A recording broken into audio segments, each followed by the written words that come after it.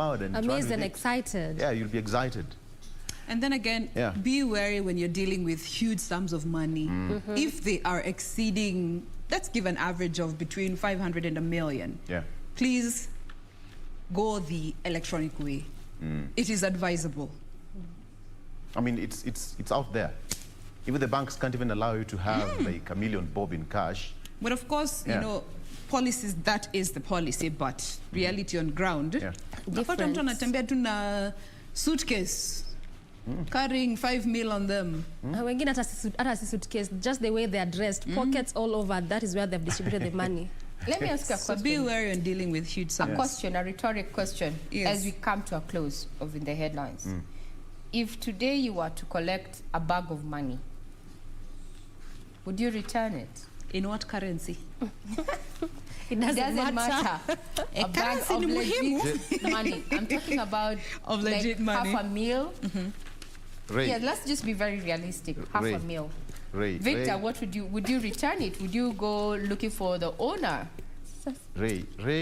Nataka mjibu your swali as you close. Sasa mbona unatujaribu? No, I'm just asking. We started this conversation very well. Kindly, it's just a very simple question. As you come to a close, remember, Samia Suluhu Hassan is going to be addressing the back camera of Parliament later on. So we are asking this question. If you were to collect a bag of money, legit money, whichever currency, dollars, pounds, personally, 500K, would you look for the owner, return it, or would you keep it? Personally, I would not interfere with God's doing. Right. You will not? Interfere with God's doing, because how do you go looking for the owner? How do you know who's the owner? I will not interfere with God's work. What is meant for you is just for you. Will find you. Aya, tuko sawa. God atakuwa ametumia Genio package. Victor? Okay, you ask a question right now. Yes. I'll take a few days off day, then come back and explain later what happened. At what? Disappear Friday, unapatikana Monday asubuhi. I'll take a few days off days, then come later and explain what happened. With the money or without the money? Adopt and adapt. I will explain what happened. Well, you're playing it safe, but you know, utabeba pesa na wende holiday. Aya, Doreen? Me, I was just going about my business, and I happened to find it somewhere. So why should I be looking for the owner?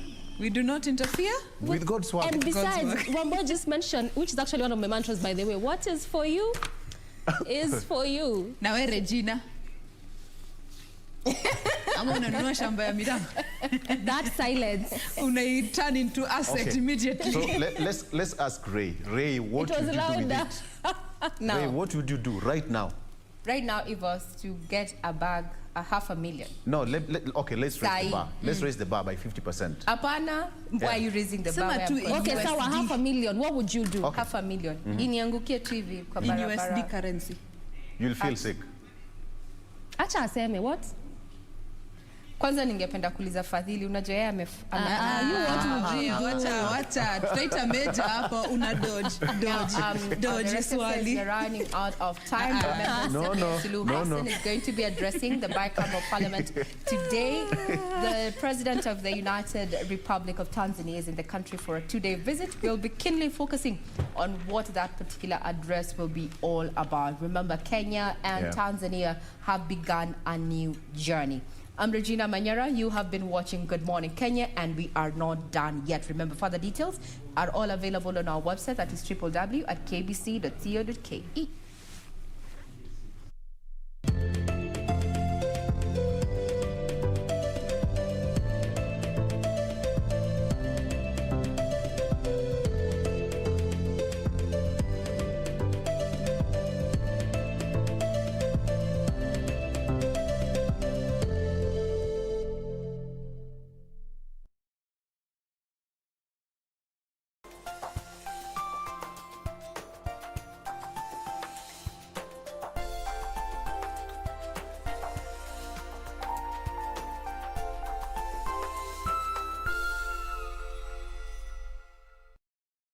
Tonight on KBC Channel 1. I know it's going to be difficult for you because you don't want this baby.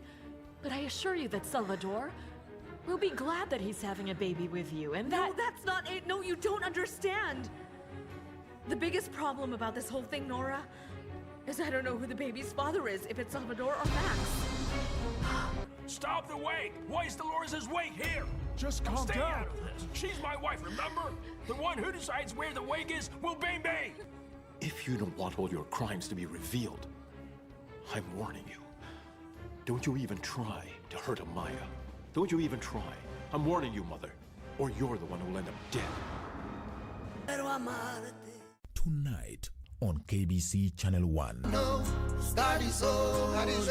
Protect your life if you wanna know. Them kind of loving you, no Selena Sharp. Yeah, are you are the man and your style. And of all the places that I've ever been, you know a lion can't live without a lioness. A fire can't start without a lick. There is no prescription for me. She's the one, the only remedy. Next on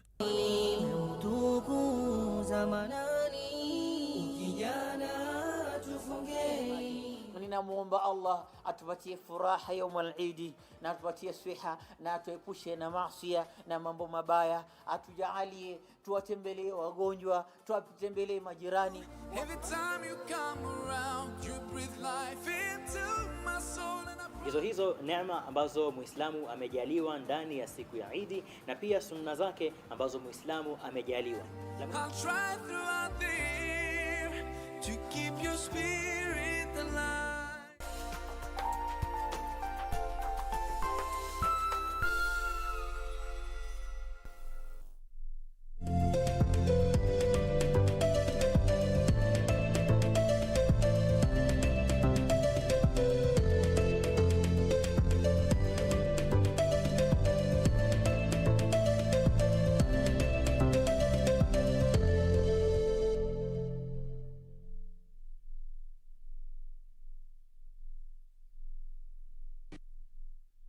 All right, and welcome back. My name is Victor Law. You are just right in time for The Viewpoint on this Wednesday. It is the 5th day of May. Let's get straight into it. And today we are lucky to be joined by Kandara Member of Parliament, that is Honorable Alice Wahome.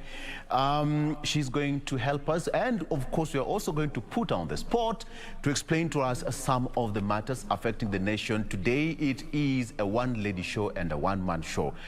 Mheshimiwa, thank you so much for finding time to join us. Good morning. It must be a very good morning, and you look so happy. The president is around, and as a female leader of this nation, it must be sending some good signals to you. How about it, Mheshimiwa?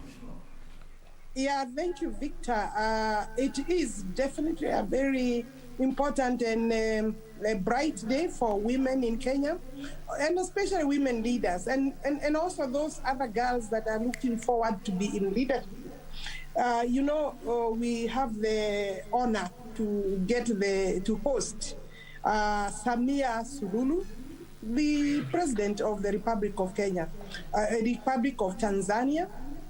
And it's a very big thing for the region, for the country, and for Africa, because she has earned that place. You know, unfortunately, she took over after the death of John Pombe Magufuli.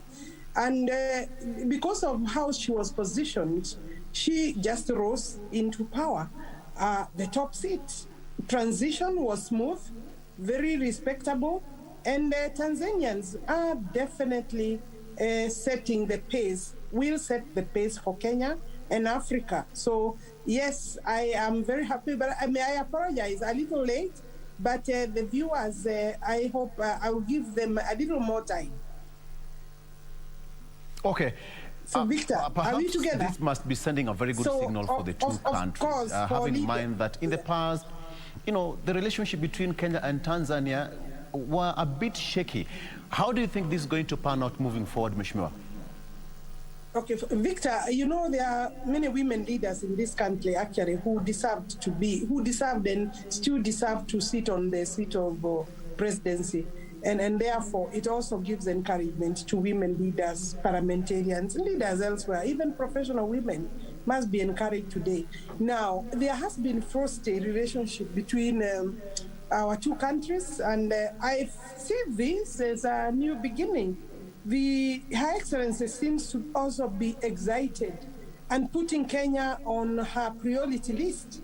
I want to think that she also understands how far the relationship had gone. I know John Pombe Magufuli may have wanted possibly a better relationship, but certainly, you know, neighbors sometimes, brothers, sisters, get into conflict. I am thinking that that should be her first priority, to ensure that really there is no need for conflict, and that those border issues, trade issues, you know, foreign policy between the two countries could be much better. I have, yes, 2 days ago when it was announced that she was coming, I received a text, and I don't know from who actually, on my phone, and the gentleman told me he is a truck driver, and he goes to and fro between the two countries for purposes of commercial transportation. And they are saying that they are suffering a lot. They are being made to wait for long hours on queues. They are also being asked for monies by the police. I guess there is bad behavior on that end, just like it is here in Kenya. So there are many issues that needs to be looked at. You remember there was the chicken issue, there was the cow issues. Those things may appear to be small, but unless they are resolved, they become sticky and they get murkier, because other bigger issues could come up. And therefore, for me, I think that is important. But also, we would have hoped that there will be a forum for women leaders. I know we are receiving her in Parliament this afternoon. I am ready for the address by Her Excellency. She's coming at 2 p.m. And the joint sitting of Parliament, we will receive her. And therefore, we also are expecting that she will send a goodwill message to Kenyan women who are in politics, and that she will also maybe give a hint to the country's leadership, so that as we go on to elections, we need to see better placement of women leaders in this country. Yes. Absolutely. And of course, as you've correctly put it, this one is now just like a wake-up call to most women to take up their roles in leadership. Even as we move towards 2022 general election, do you really think that it is just right time for women also to go there and fight for their positions and just get up these roles? You know, it's not easy for everyone, Mheshimiwa. You know, Victor, it's I hope that the country is starting to prepare for women leadership sufficiently well.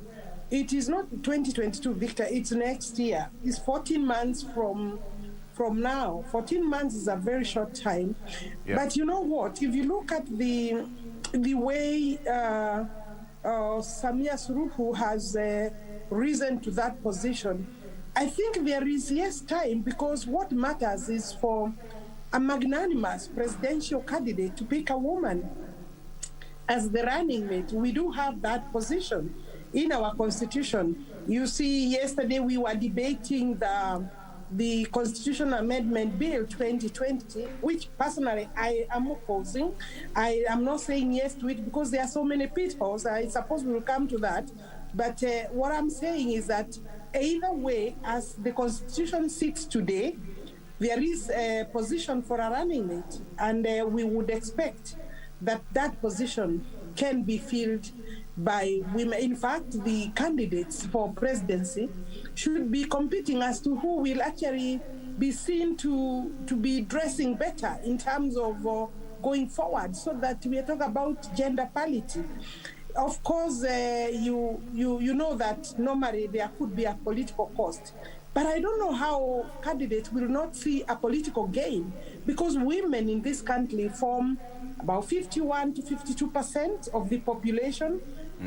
Sometimes they go a little below, like 0.1% by way of registered voters, because of the challenges that women continue to face.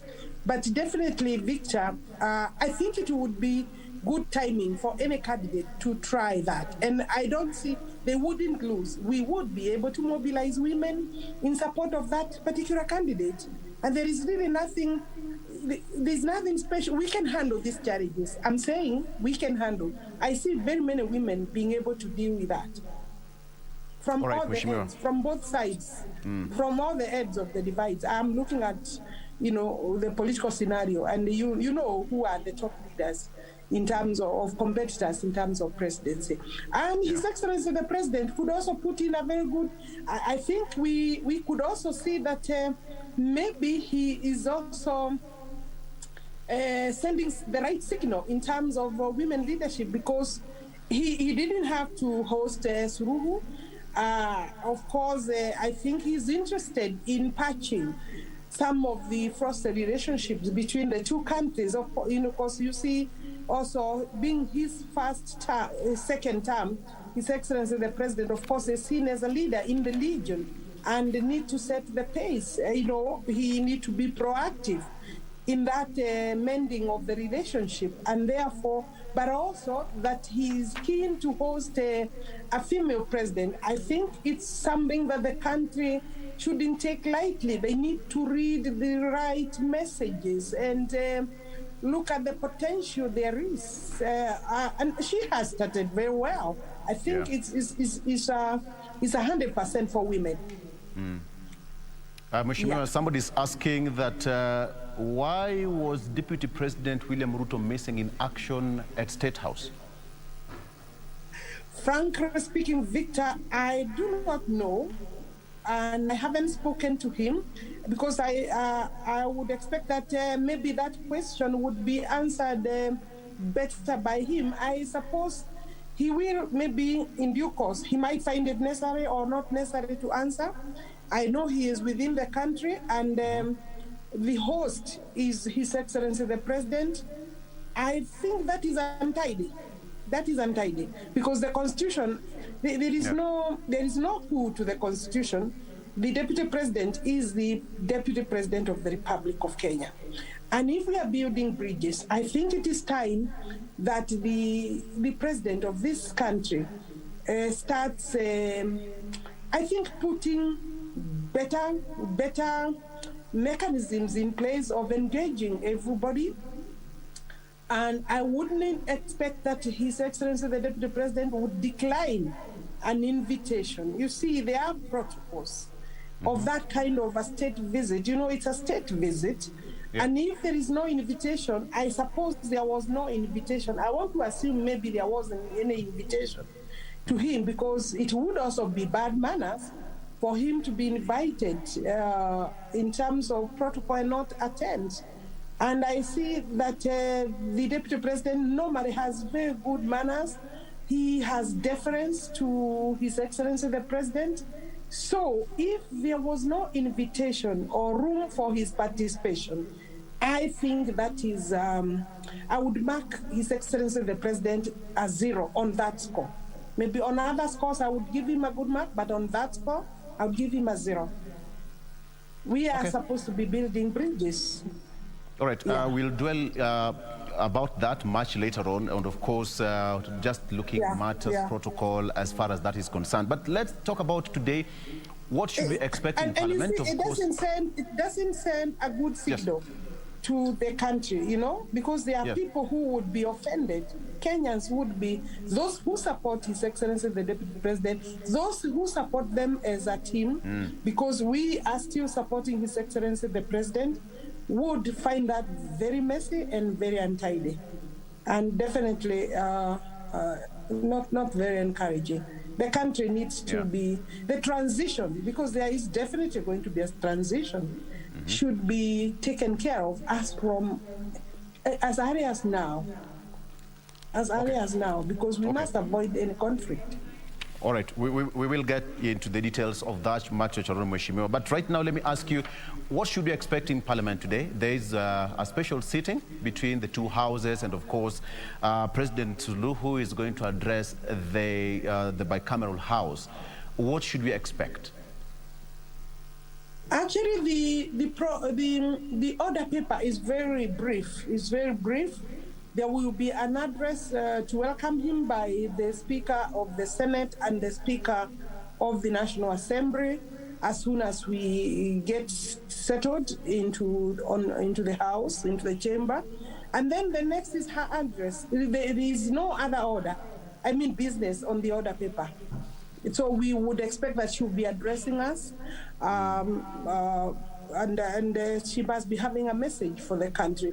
It's a very good platform for her to speak to the country. You see, it will be live streaming, and therefore Kenyans would be engaged and would be able to follow what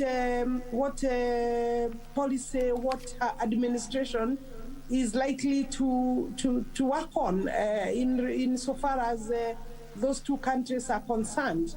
There are many people with concerns about products coming into the country. Obviously, the truck drivers, people going to and from the two countries, especially for trade. This is a time that of the COVID-19 pandemic, that we must not miss opportunities to facilitate commercial engagement, trade engagement between the two countries, because we need to get off the ground, considering that we're not even over with COVID-19. So we cannot be seen to be wasting time on non-issues, and I suppose that she will be keen to give Kenyans confidence insofar as their movement is concerned. And of course, likewise, the Kenyans and our government has a responsibility towards that. I suppose you make a very strong statement. I would expect that you make a very strong statement in terms of women leadership. I have listened to her before. I think she's keen to mentor. She's keen to encourage women leadership, and there would be some strong statement or message along those lines. Yeah. Absolutely. Mheshimiwa, amongst some of the deals that Kenya and Tanzania have signed is on trade, infrastructure, transport, tourism, culture, and security. How is this going to pan out? Is it now time for Tanzania to stand up and shine under her leadership? We are yet to, I guess, those are critical aspects of development. Yes. And when you talk about culture, when you talk about trade, when you talk about infrastructure, when you talk about tourism, these are big income earners. And therefore, for the economy of Tanzania to make a jump, a big jump from where it is, because they are also going through similar challenges like this country, I think she would have to prioritize some of those. I see infrastructure as very facilitative. We talk about road network, we are talking about air transport, we are talking about creating the right political environment without stifling the political environment. I would think that she would be more amiable. Sometimes the late Pombe Magufuli was very, very aggressive and rough and maybe unpredictable. I think her trajectory, looking at how she carries her business, she's quite measured and therefore would be very diplomatic in handling some of those issues. I think her style would be different. Of course, she has promised to rely a lot. I think during her inauguration, she said she will rely a lot on what had been laid down as a foundation by her predecessor. But I think, she would have to carve her own niche so that then her legacy and she can be defined by her own administration targets. There must be major policy, I guess, differences that she will put in place to be able to depart from some of the practices that Tanzania may not benefit from. For example, I would think that,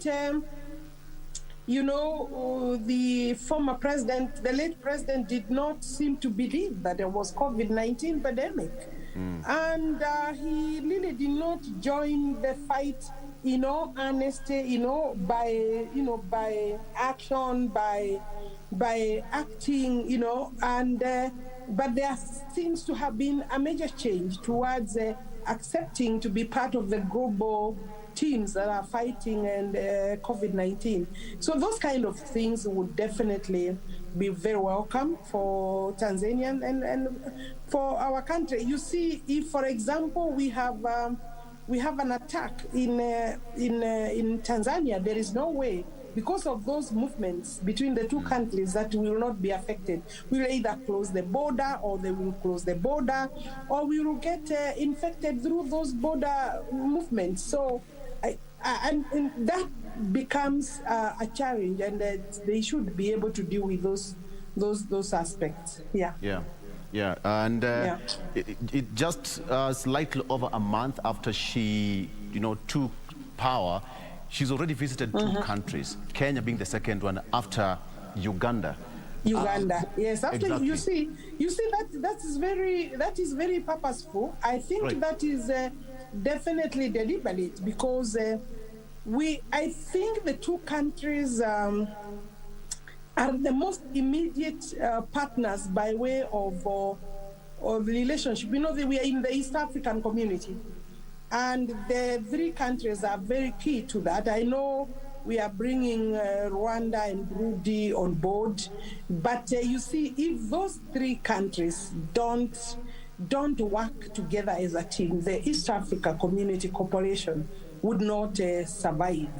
And therefore, I see that as a calculated move to first ensure that there is good understanding between the three countries before she can march out. She can step out to the other countries. I think that is that's programmatic. I think that is very, very, very intelligent of her.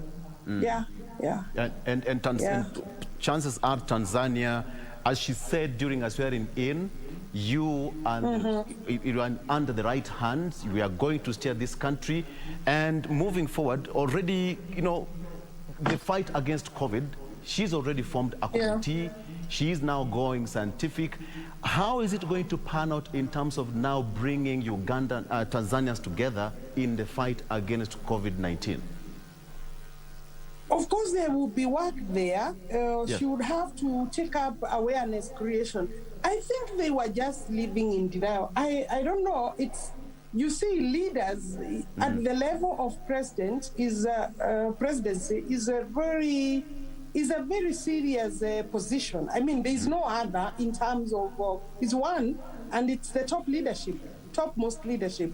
It sets goals, sets the country on the right path or on the wrong path, and people copy their leaders. They copy their leaders, and they read habits and behavior and conduct, and they get the messages and they apply. I said that that was not the policy before the passing of Magufuli. So there is work there, and they would have to catch up. It's 1 year down the line. I guess we will have to see how that will affect the country in the final run, because obviously countries, after we are over with the COVID pandemic, I guess there will be evaluations and an assessment of the country's, status, so that as we then recover, there will be targeted milestones, and therefore we will see whether that, obviously, that has set them behind other countries, but they will catch up. I think all they need to do is put the right measures. The World Health Organization and other leaders in the country have been communicating and working together. The case for now, even Kenya, we seem to also be lagging behind because we haven't applied ourselves properly, especially in ensuring that the health intervention measures, or what equipment, what facilities have we put in our hospitals? How much funding that we have received or set aside has gone to the right use? We have stolen a lot. You have seen these KEMSA scandals, and this is what has come out as of now. We might find that there are other scandals that will be seen. Remember, there was also the case for materials that were donated disappearing. So I'm saying that maybe, I don't think Tanzanians have a bad habit like this country of corruption. So her statement that they are in the right hands is a very welcome statement, because that shows that she's confident of managing the steering of her country. For me, I think that Kenya would be setting the right example, but we have failed. If you go to Victor, people are dying in the country. You can't come to Nairobi either, where it is expected that there will be sufficient facilities. Many times people are calling hospitals and they are told we don't have any beds for admission, for purposes of oxygen, for serious treatment. When you fall sick with COVID-19, you need oxygen. There is no oxygen. There is no ward bed. There is just no. What has happened? And you see, at the county level, the counties are supposed to have been also supported to put same standards. The national government is supposed to be the one setting the standards. Yes.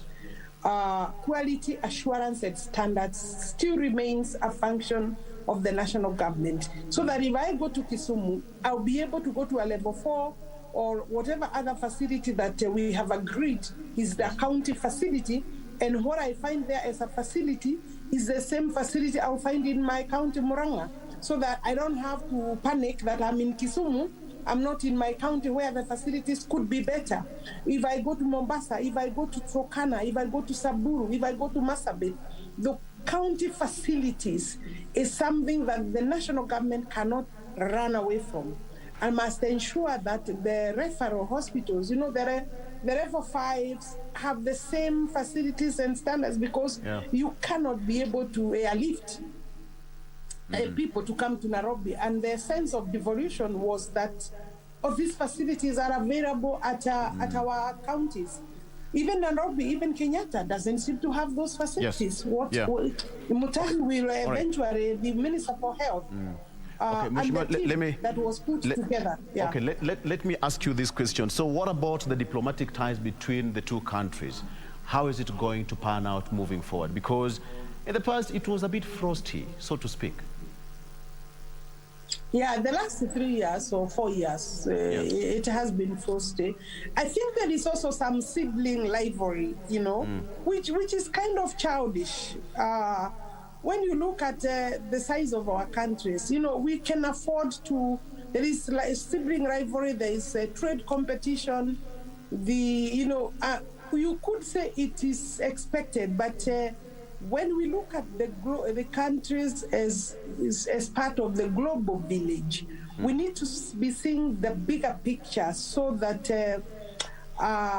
foreign policy will also be maybe the propelling tool for purposes of better working relationship. So for me, our Minister for Foreign Affairs has work to do, has work to do, serious work to do. And because it's the two countries would have to be part of that. And of course must include Uganda in that.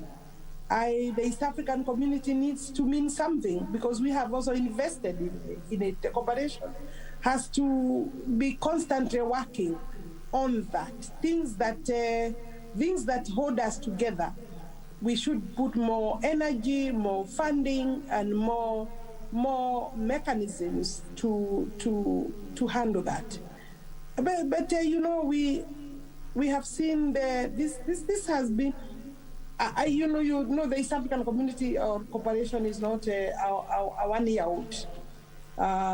We even have an anthem that is combining the Jumuiya, that is for the Jumuiya. I think those are right policies. I guess sometimes we don't speak a lot about the cooperation. I think the community needs to spell out its policies much further and deeper, because an anthem is not sufficient. You know, if you ask Kenyans, they may not, other than the fight, they don't remember what else. You know, there is a lot that is going on, but we're not speaking about that. How is tourism between the two countries working? All those are issues that we need to spell out openly, candidly, and also avoid unnecessary competition. Yeah. And in terms of political stability in the region, how is, all right, those are live pictures from Serena Hotel. That is Serena Hotel, where President Samia Suluhu is set to address the women in business a few minutes from now, as per the protocol, and people in business. And of course, it's going to be an intense kind of a discussion there. Thereafter, he has just much in his plate today, part of her itinerary, I beg your pardon, on some of the things that she's going to do, and later on she will be addressing the Parliament at 2:30. Mheshimiwa, just at this point, it's going to be happening at Serena. Let me just ask you this question in terms of business, and now she's going to address people in business at Serena. How is it going to now pan out now that it's business? It's not politics now that she's going to address. Talk about here. You see, her address in the morning on the business angle, or from a business perspective, yes, is supposed to, in my view, is supposed to blend in with her political statements and address in the National Assembly. But even on the floor of the National Assembly, I think she will go across all those issues, because you see, business, all the transactions and government proposals normally come through Parliament for purposes of government business. In fact, Parliament's largest business is government business. Yes. You understand? Because, you know, the implementation of all policies by the government is supposed to be, except those which are administrative, supposed to come. And even the administrative ones normally would require statute, you know, support, legislative support. And therefore, I see it's going to be fairly seamless. This will give an indication of what she intends to say on the floor of the House, or how that connects well with her political positions or her political statements. So I guess we cannot, I don't want to preempt much, because again, I don't have an inside information. Safe to say that, you see, I think that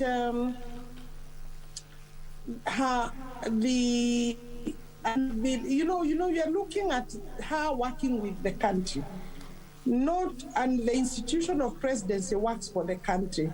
May I say that I see the start of the hosting last night without a very major wing of the political setup of this country, the deputy president's absence.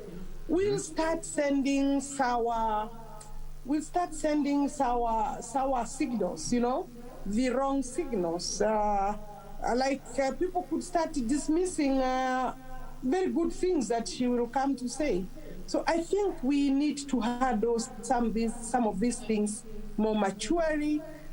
Our domestic fights within or local differences here should not inform our foreign policy. So yes, let's see and wait and hear what she will say. All right. Talk of foreign policies. Do you really think that the Kenyan foreign policy and the Tanzanian foreign policies are going to be at par? But before you answer that, can you just take a very short break? Then we'll come back with more, even as we talk about Deputy President William Ruto. Let's talk about 2022. Okay. The BBI was in Parliament. Justin Muturi said that, you know what, it's a popular initiative, and here the Senate also has so much to talk about this week. Let's take that short break. We'll be right back with more after this. We are talking with Kandara Member of Parliament, Alice Wahome. We'll be right back after this break.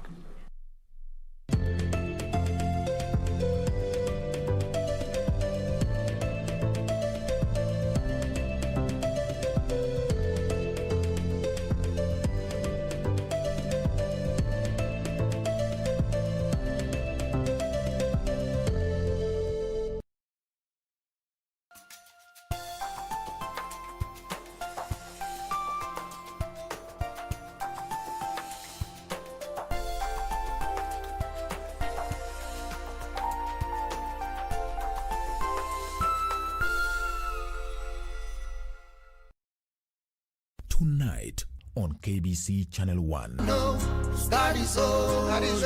Protect your life if you wanna know. Them kind of loving, you're not selling a shop. Yeah, are you are the man and your style.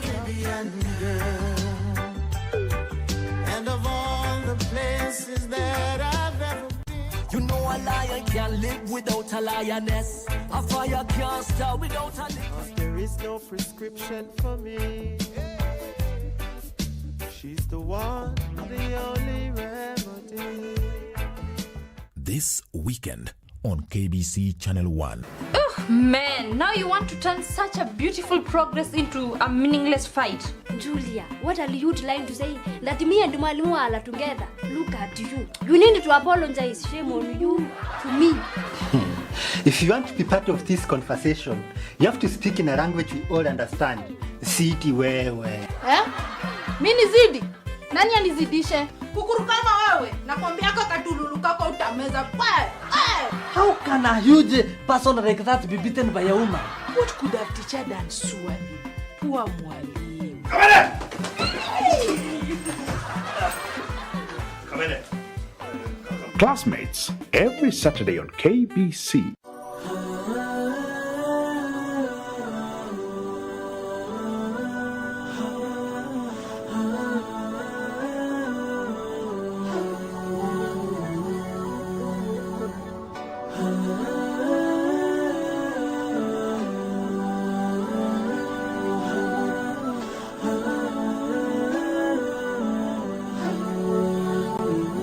Tonight on KBC Channel 1. I know it's going to be difficult for you because you don't want this baby.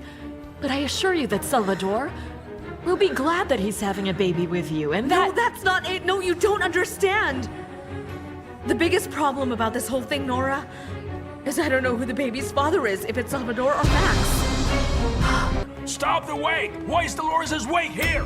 Just now calm stay down. out of this. She's my wife, remember? The one who decides where the wake is will bang bang! If you don't want all your crimes to be revealed, I'm warning you. Don't you even try to hurt Amaya.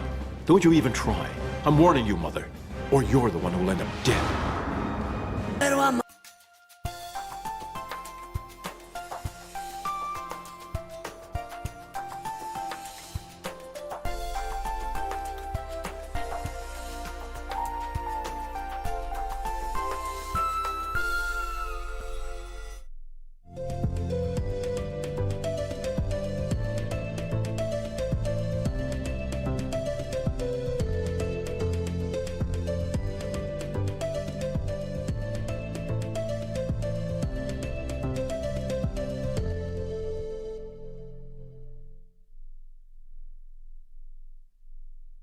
From Serena Hotel here in Nairobi, where President Samia Suluhu will be addressing the business forum any time from now on her second day of visit into the country, and of course is going to be attended by several leaders, both from Tanzania and from Uganda, just to talk about matters business that is going to spur the two countries to the next level. And of course, KBC is going to give you those live pictures live from Serena Hotel anytime from now.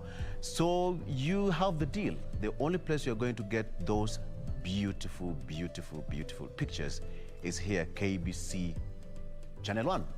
So you have it, all right? So we got your back, all right? Let's get the discussion going, and on the Viewpoint, we are joined by Kandara Member of Parliament Alice Wahome, talking about several issues. Mheshimiwa, the BBI is here. Speaker yesterday said that, you Parliament, you're not going to amend it. It is a popular initiative. You are a strong crusader of anti-BBI. What is it right now that you're going to do? It's not in your hands as we speak.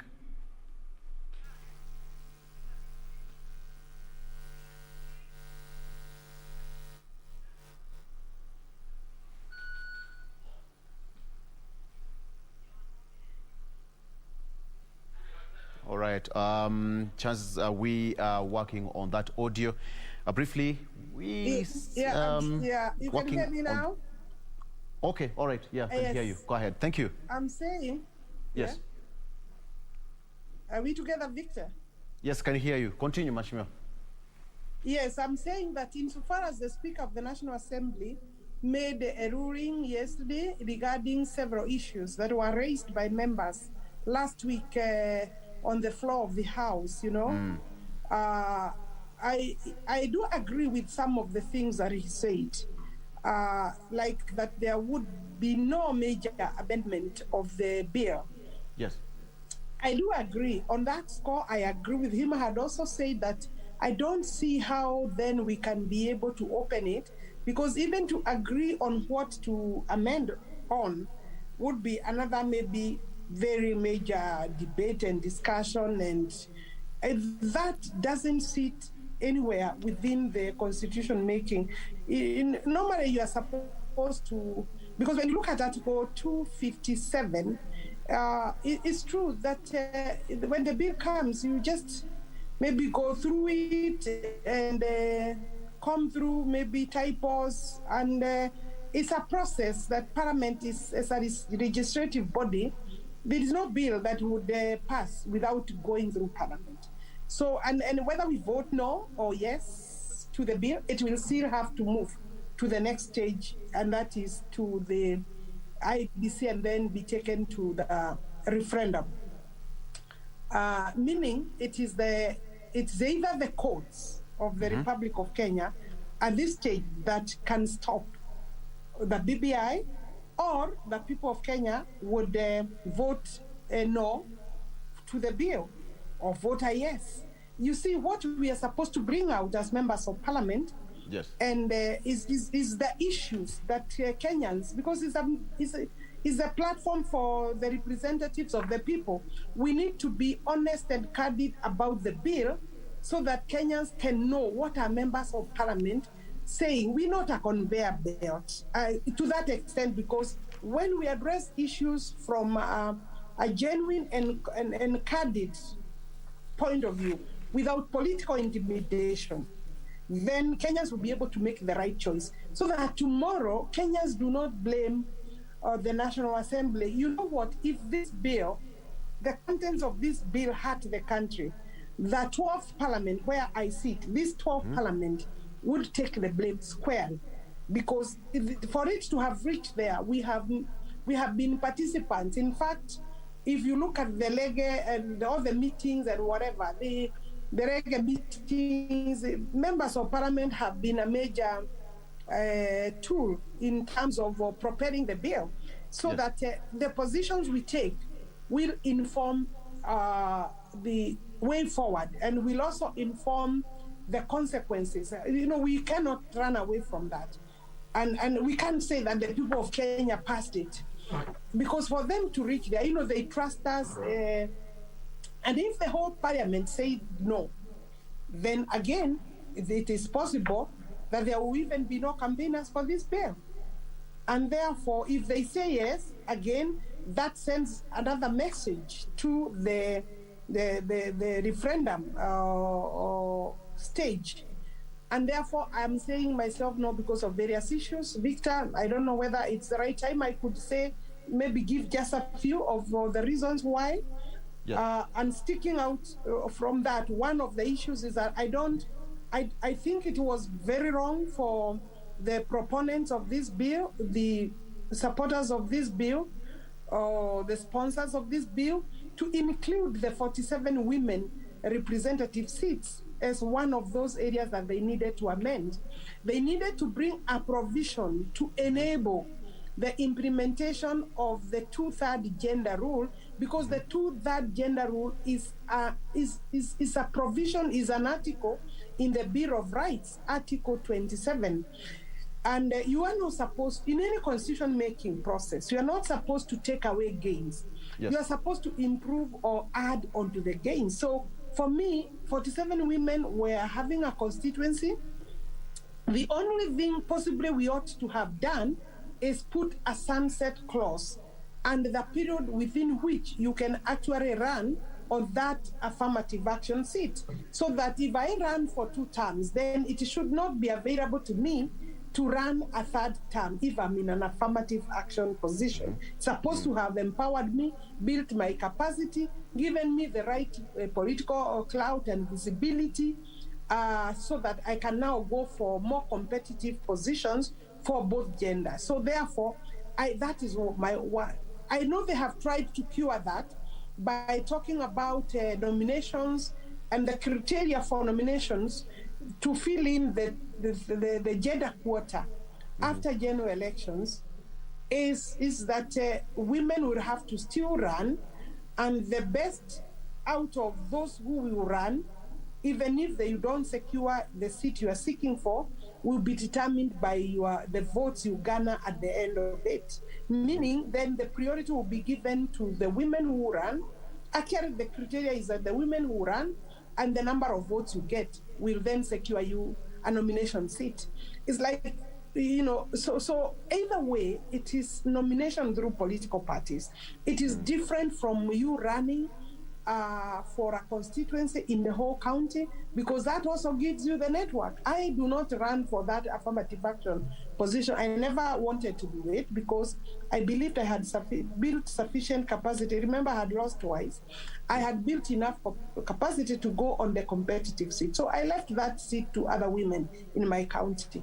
So that is one. The second one, which I have a big problem with, and these Kenyans must hear, must know, that the provisions in the bill, in this bill, that is articles 172, we are creating Article 172A and bringing also the ombudsman. And we are also allowing the ombudsman to carry out the same functions with the JSC. Meaning we are creating 2 centers of power with similar functions. The ombudsman will be receiving complaints from magistrates, against magistrates, against the registrars, against the judges, from the public. Again, the JSC also receives complaints, but there is a very elaborate mechanism, process of handling complaints against judges by reason of the need to maintain and retain independence of the judges. Yes. Because the judiciary must remain independent. But now the ombudsman will receive complaints, including of judges, and will make recommendations of how the judges should be disciplined. And the chair of the ombudsman will also sit, meaning the ombudsman will also sit in the JSC. You see, you cannot be hiring judges and then you are receiving complaints against them in terms of discipline or magistrates. The reason why the JSC does not actually do the disciplining, does not do the actual hearing of the complaint or the allegations. They only receive them, look at them, find out whether they have sufficient evidence to support, and then recommend establishment of a tribunal. and the tribunal then is set up by the president. You see, you are moving from one stage to another so that it is not the judges who, the JSC that determines who will sit in the tribunal to allow independence and also remove conflict of interest. So that is left to the president. And then again, the president is supposed to appoint people of very senior positions who are not necessarily having an interest inside judiciary, so that then the tribunal will be a neutral arbiter to determine the case for the judges. So when you now look at the provisions of the ombudsman, the functions, and those of the JSC, you find that, and the ombudsman is not appointed in a manner that is transparent because it is appointed by the executive. So the executive is coming to sit right inside the judiciary to appoint judges, because the JSC is the one also that appoints judges and magistrates. The ombudsman is right in there and is an appointee of the president. When you look at the JSC, the way it is composed, you know, the Attorney General is an appointee of the president. He sits in the judiciary. In the JSC, there are 2 members of the public who are actually, again, nominated by the president. Those are 3. There is also the public service that sits in there, appointed again by the president. So you are kind of, you are tilting the balance, which will affect the independence of the judiciary. And if Victor, you look at the case where the president has refused to appoint judges, the 41 judges we have kept talking about for over 1 year. Yes. The purpose and the objective is to deny the judiciary the personnel that they need to be able to deliver, so that they appear bad and inefficient, therefore losing confidence of the public, again affecting their efficiency and their independence. The judiciary is supposed to be operating with a judiciary fund that is under the current constitution. That we have passed it through Parliament. It has come through the delegated legislation. We have allowed the regulations, but through administrative process, the Minister of Finance has failed, including with the Attorney General, to advise the government that we need to have it in place by operationalizing it, you know, ensuring that funding then starts flowing into that account, again to deny the judiciary the necessary independence. So then when you come to National Police Service, Victor, I'm raising the red flags for me, and these have been raised by other people. You see, the National Police Service, we created an independent commission for purposes of welfare, for purposes of disciplining, for purposes of promotion of the police. And you see, it was a very sticky issue during the constitution making, because Kenyans were very unhappy with the manner in which the police had been used, you know, brutality, or, you know, arrests, you know, arbitrary arrests were the order of the day, detention without trial, where, of course, the arrests were done by the police, extrajudicial killings, the police were still being used. And of course, even their welfare and promotion was kind of, it was, you know, was not clear. And a police could stay for 30 years. A police officer could stay for 30 years without any promotion. So if the current police commission does it work properly, it was supposed to have timelines and proper targets and a meritorious way of rising within the service. Not nepotism, removing nepotism, efficiency and merit and competence we are supposed to, and of course experience, are supposed to be guiding those promotions. It is not happening very well, but it is much better, including the recruitment of the new recruits.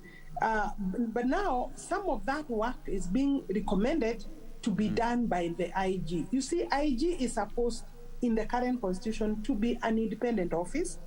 And the main function of the Inspector General is operation. Okay, let me cut you short and ask you this question. Now that some of these pertinent issues and some of the thorny issues that you're trying to raise have not been amended in Parliament, now what next? What are we going to expect?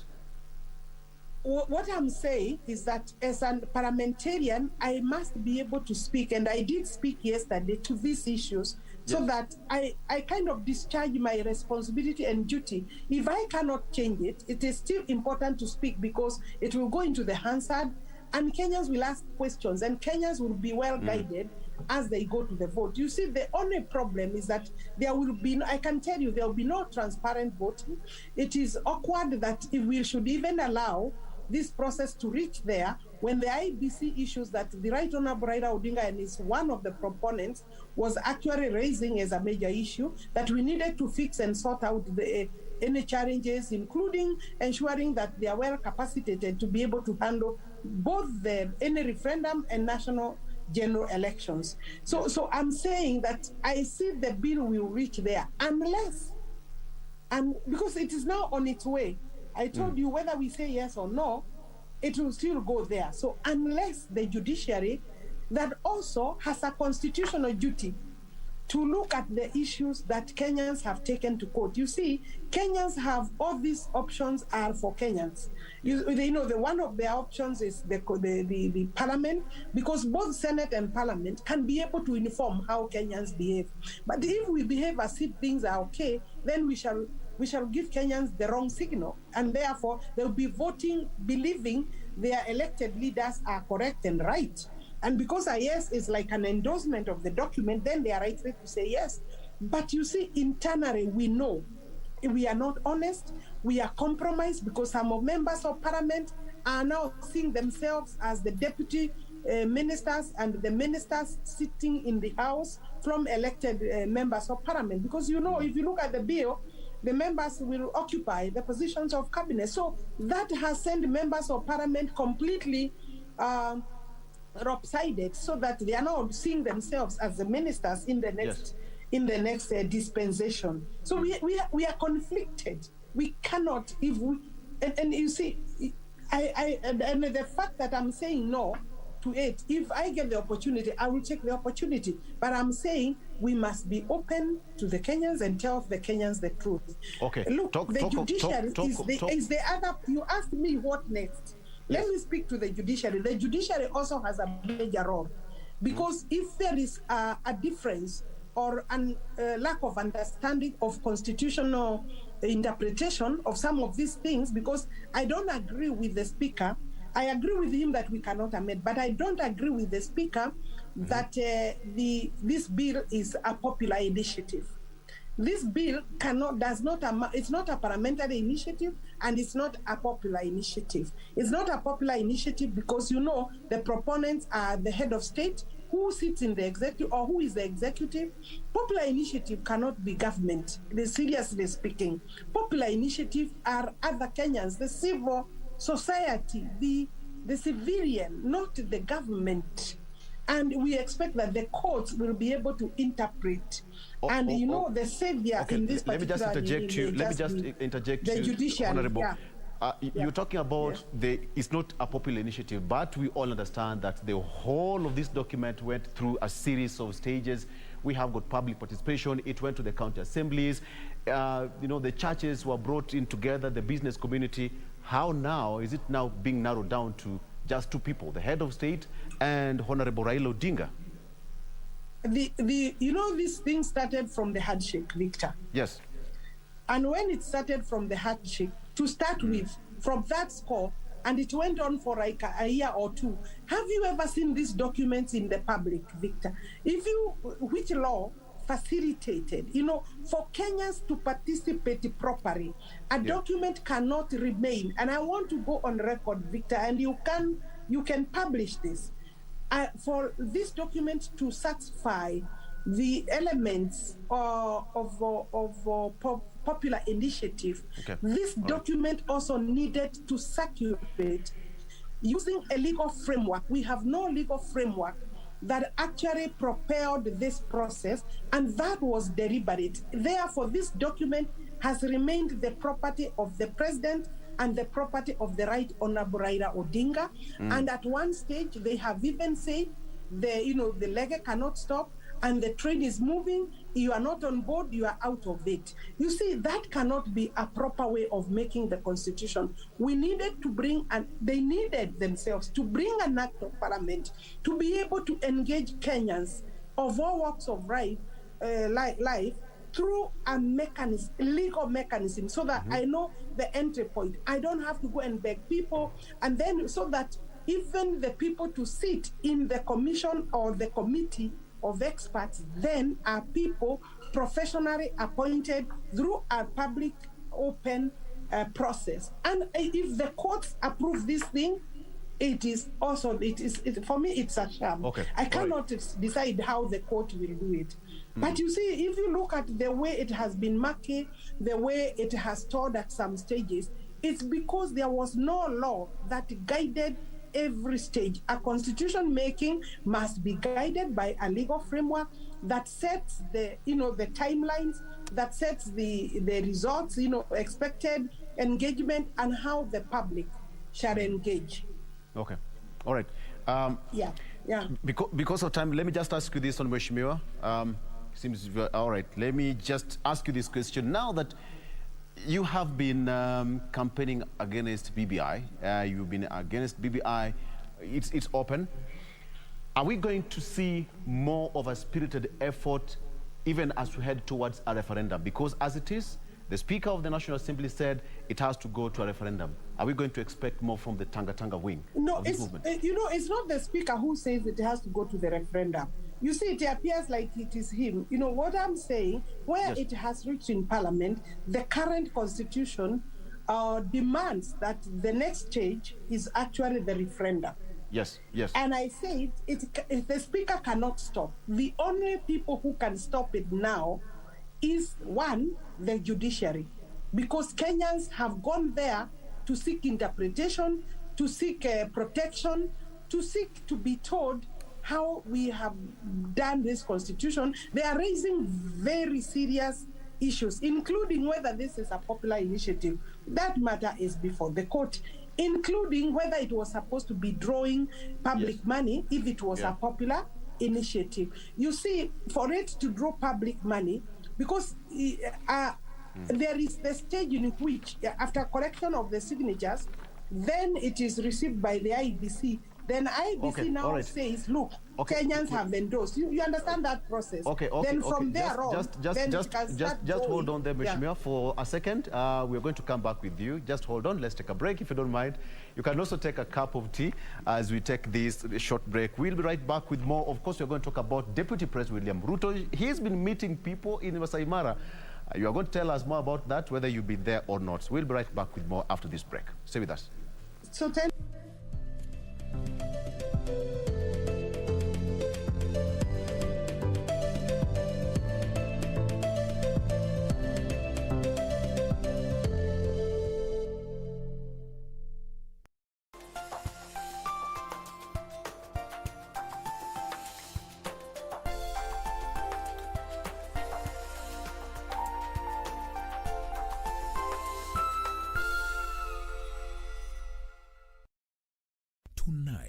on KBC Channel 1. A dying person will never lie! And one accomplice of these conspirators, Helena, told me everything while counting her last breath, Father!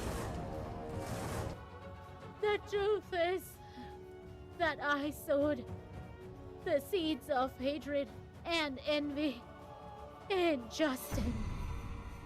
It was my wish to see the crown on his head. I will give birth to this child only when Ashok will be present.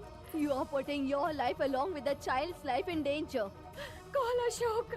Just call Ashok. Ashok. Next on. Kwanza kisha tukamwone wako. Ameshafika tayari? Hata mimi nishafika na ngoja mtoto amshwe. Hapa naona kidogo tumechanganyana kaka. Hapa ndio kwangu. Utasikia bwana? Hapa. Saumu. Uolewi wewe? Kwa hivyo ulisikia sababu sijaolewa nitolewa na kijitakataka chochote kitakachokuja, si ndio? Huyu nani huyu? Baba mtoto. Umesema nini wewe? Huyu baba mtoto huyu? wewe ni wako. Eti wasema nini wewe? This weekend on KBC Channel 1. Man, now you want to turn such a beautiful progress into a meaningless fight. Julia, what are you trying to say? That me and Mwalimu are together. Look at you. You need to apologize. Shame on you. To me. If you want to be part of this conversation, you have to speak in a language we all understand. Siti wewe. Mimi nizidi? Nani anizidishe? Kukuru kama wewe. Nakwambia katululu kako utameza. How can a huge person like that be beaten by a woman? What could have teacher done, Swali? Poor Mwalimu. Come in. Classmates, every Saturday on KBC. Next on.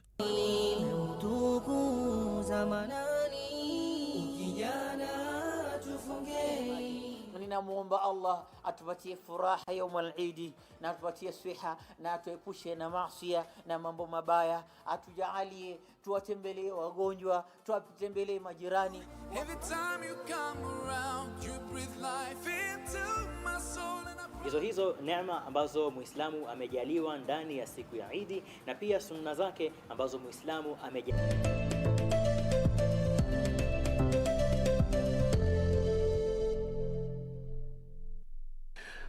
Welcome back. You are still watching The Viewpoint here on KBC Channel 1. Of course, we're still having our discussion with the Kandara Member of Parliament, that is Honorable Alice Wahome.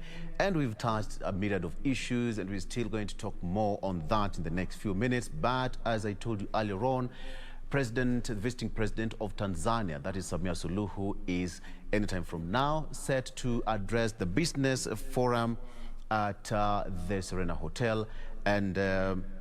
And is going to be talking, if you can get those live pictures, we're going to get exactly those live pictures from Serena. Of course, the guests are set ready for the visiting president. It's going to be an intense and an interactive moment between Kenya and Tanzania. Of course, there's a new dawn for the two countries. As we said earlier, the two countries somehow had a frosty past, but it is a new dawn for the two nations to mend their bridges. Quite literally, it is time to build the bridges and mend them properly for the good of the two nations. So anytime from now, we'll also be joined by our reporter Gladys Mungai, who is at the Serena, who will also give us just a feel and sight and sounds of what's happening at the Serena, how it's going to pan out. We still continue with our discussion with the Honorable Alice Wahome. All right, Alice Wahome, let's just talk about 2022 politics, and it's still heated. We cannot avoid to talk about that, okay? All right, so Mheshimiwa, welcome back. Deputy President William Ruto has been meeting several leaders, all right? That is his democratic right, and that is that. But let's get into the gist of the story first of all. He is talking about bottom-up economy kind of model. How is he going to achieve this?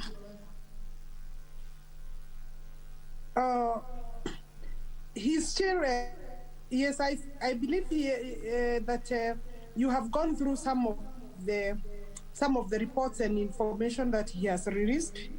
I have also seen one of the consultants that has addressed the media at large. And I want to confirm, yes, that he's meeting his teams, and I'm one of those who was in Masai Mara. Yes. This reference, I believe, is with the last meeting in Masai Mara. This was the second meeting towards this particular aspect. We have met before on various other issues, but for this particular aspect, this was the third meeting, not the second, the third meeting over the economic recovery of this country when he get elected in 2022.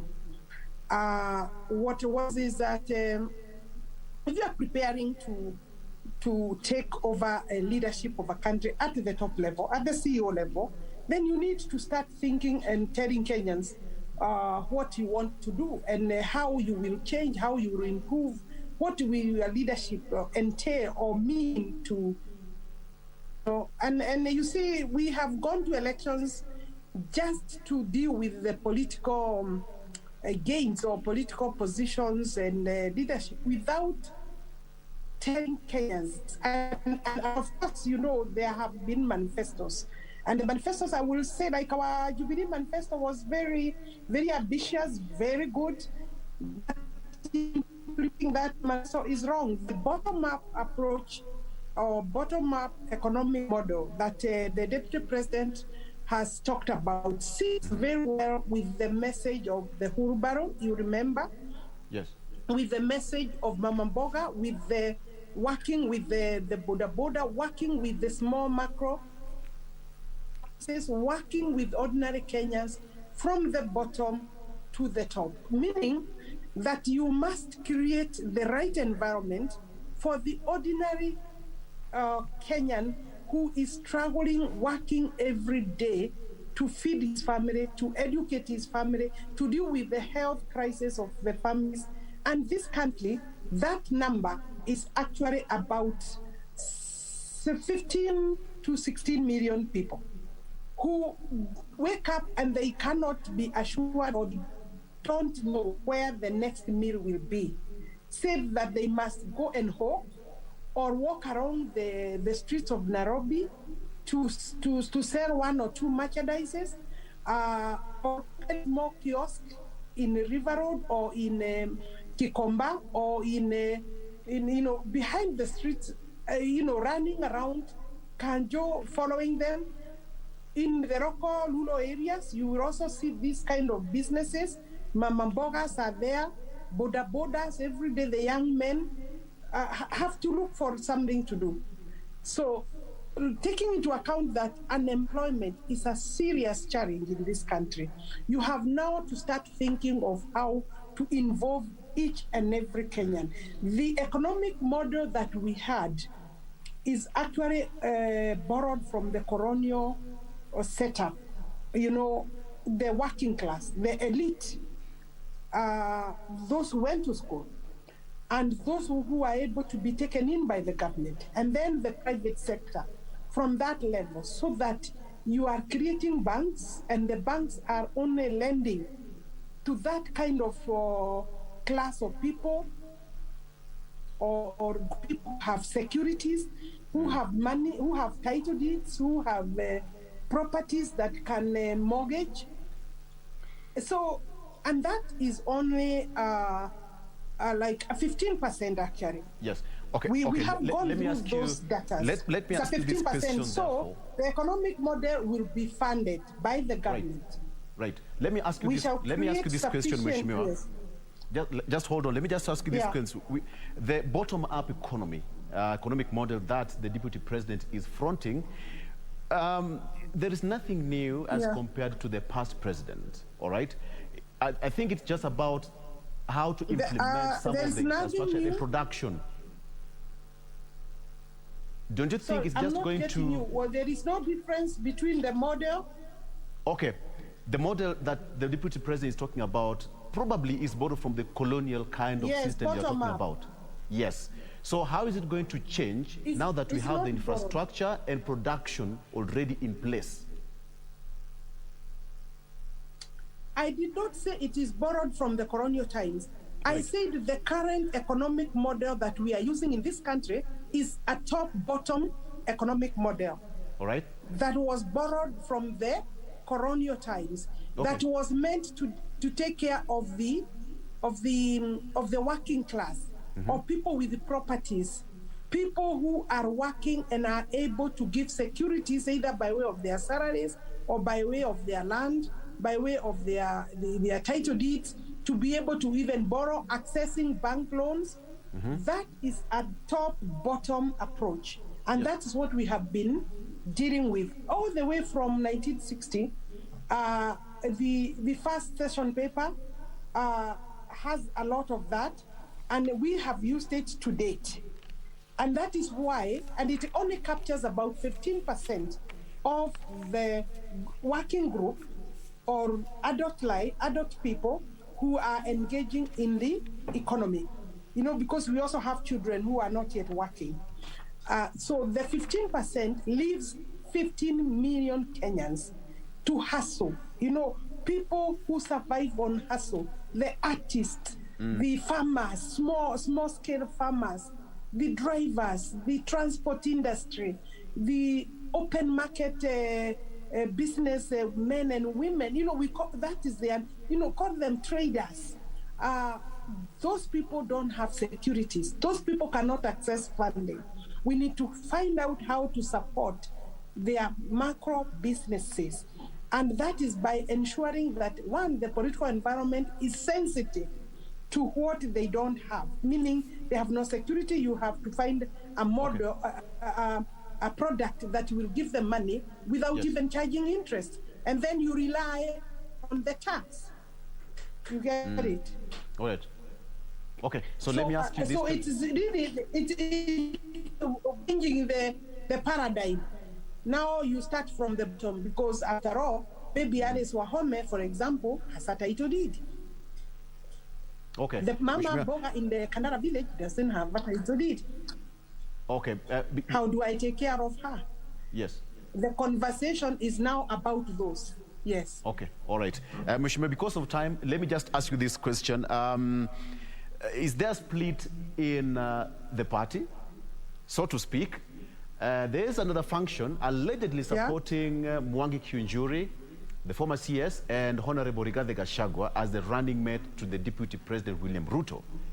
Is there some kind of a split in the wing? The team of Deputy President has not suggested any name for a running mate. Right. We are not discussing about positions. So maybe what I can tell you is that people are trying to pitch for those positions, but the team has not picked on anybody and are not in discussion regarding positions. We are discussing about the economy, about coffee, about tea. How can we start changing this country? The conversation is not going to be about the positions that Alice Wahome and others are taking. We said we have two faces, and the team you saw in Masai Mara was mandated by the entire members of parliament, the team that supports the deputy president. 62 of us have agreed that 11 members will be the ones negotiating together with the other teams and reporting back plenary, and that can be changed. This for now, but also the teams have split into several committees, because I know we are running out of time. There is a structure of how we shall engage. Every member is involved in a committee that is relevant to the bottom-up approach economic model, and therefore we shall be engaging on that as phase one. Phase two will come at the tail end, when we shall be able to say who will take what position. It's not about Mwangi Kiunjuri. Mwangi Kiunjuri is running on TSP. I think he's a friend of the teams and a friend of the deputy president, and he's engaging the deputy president directly, but not as the running mate. I want to say very clearly, there is nothing like that. And there is no fight between Rigathi Gachagua and Mwangi Kiunjuri. I think that is the media propaganda. I mean, I'm sorry to say that, because I'm also speaking to the media, but it's that is speculation. It may not be media, but it is speculation. And there would be people who would want that the teams are split or fighting. We are very alert and cautious that when you start speaking about positions, then you lose the goal. Yeah, you lose the objective. We are not about positions. Thank you, Mheshimiwa. I think that is a better place to leave this discussion at this particular point. As always, we just appreciate your time. I know it's going to be a busy day ahead. We have got the visiting president, and of course, we wish you all the best. Even to the people of Kandara, we did not give you time to talk to them, but hey, you've just talked to them and you've talked to Kenyans as well. Thank you so much for your time. Of course, we are going to take you to Serena. That is all right. Thank you, Serena. Victor. Of course, Thank you very event much. is starting, and the protocol, as it is, that's Serena Hotel, where President Samia Suluhu is set to address the business forum, to address the forum on her second day visit to Kenya. All right. Let's stop it at that point. Thank you so much for joining us. My name is Victor Lo. Let's do this again tomorrow, same time, same place. Have a good morning. Bye-bye.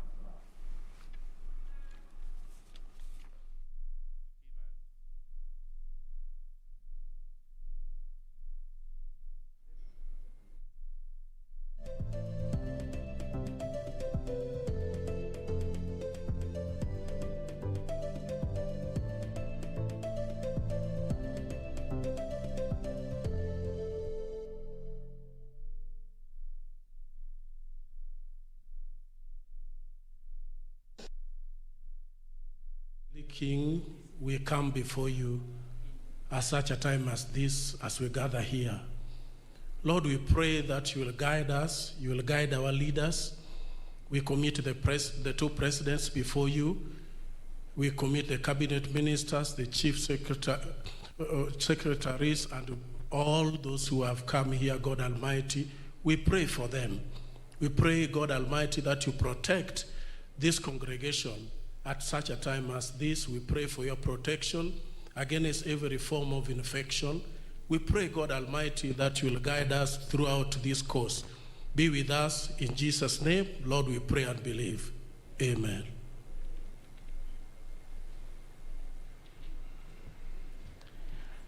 Thank you very much, Pastor Oliver Conche, for that prayer. And I get back to my welcome remark. As I had indicated, we have the theme, which I'm sure all of you have. It is clearly stated on the programs. And the theme clearly guides us on what we expect in our deliberations today. We want to discuss how we can enhance trade, tourism, investment, and in a broader way, economic cooperation between Kenya and Tanzania. The theme tells us we know who we are. We are neighboring countries, not connected by the borders only, but we are connected by our history and our ancestry. So we have every duty and responsibility to find ways and means to enhance cooperation between our two countries. Within the theme, we are talking about the East African Community Customs Union being the framework within which we are undertaking our economic cooperation activities. We know that within the EAC, it gives us a very humble and straightforward framework through which we interact. Of course, beyond that, we know the East African Community Customs Union is compliant with the WTO, World Trade Organization requirements or rules. It is also compliant with other multilateral trading arrangements. So, as we talk matters of trade, matters of investment, matters of tourism, we are within the real frame of the East African arrangement and also the global arrangement. Beyond that, I want to make two small, quick announcements. We are having this business forum at a challenging time. This is a time the world is faced with the coronavirus. The arrangement in this room has been made to the extent that we limit the space within us. On the tables we have the sanitizers. Please make use of the sanitizers on our tables, and let's keep the distance as much as possible, but we ensure that we are in an interactive mode. Our program is in two phases. One, we have this first phase interaction amongst the business communities from Kenya and Tanzania. We shall have presentations, we shall have discussions. The second part of this program will be the high-level segment when our two leaders, the President of the Republic of Kenya and the President of the United Republic of Tanzania, will be here to get a report of our discussions and give us their wisdom and direction on how they would like us to proceed in cooperating on matters of economy, trade, investment, tourism, and the others. We don't have a lot of time for our program. It is scheduled for around 3 hours. For those who will be given a chance to speak, please let us stick to the time that we have been allocated so that we don't embarrass ourselves, we don't embarrass our heads of state. From here, I'll humbly call upon the Principal Secretary, State Department for Trade and Enterprise Development, Weru, to come on the podium and guide the meeting on the next steps. PS Ambassador Johnson Weru, please, you're welcome.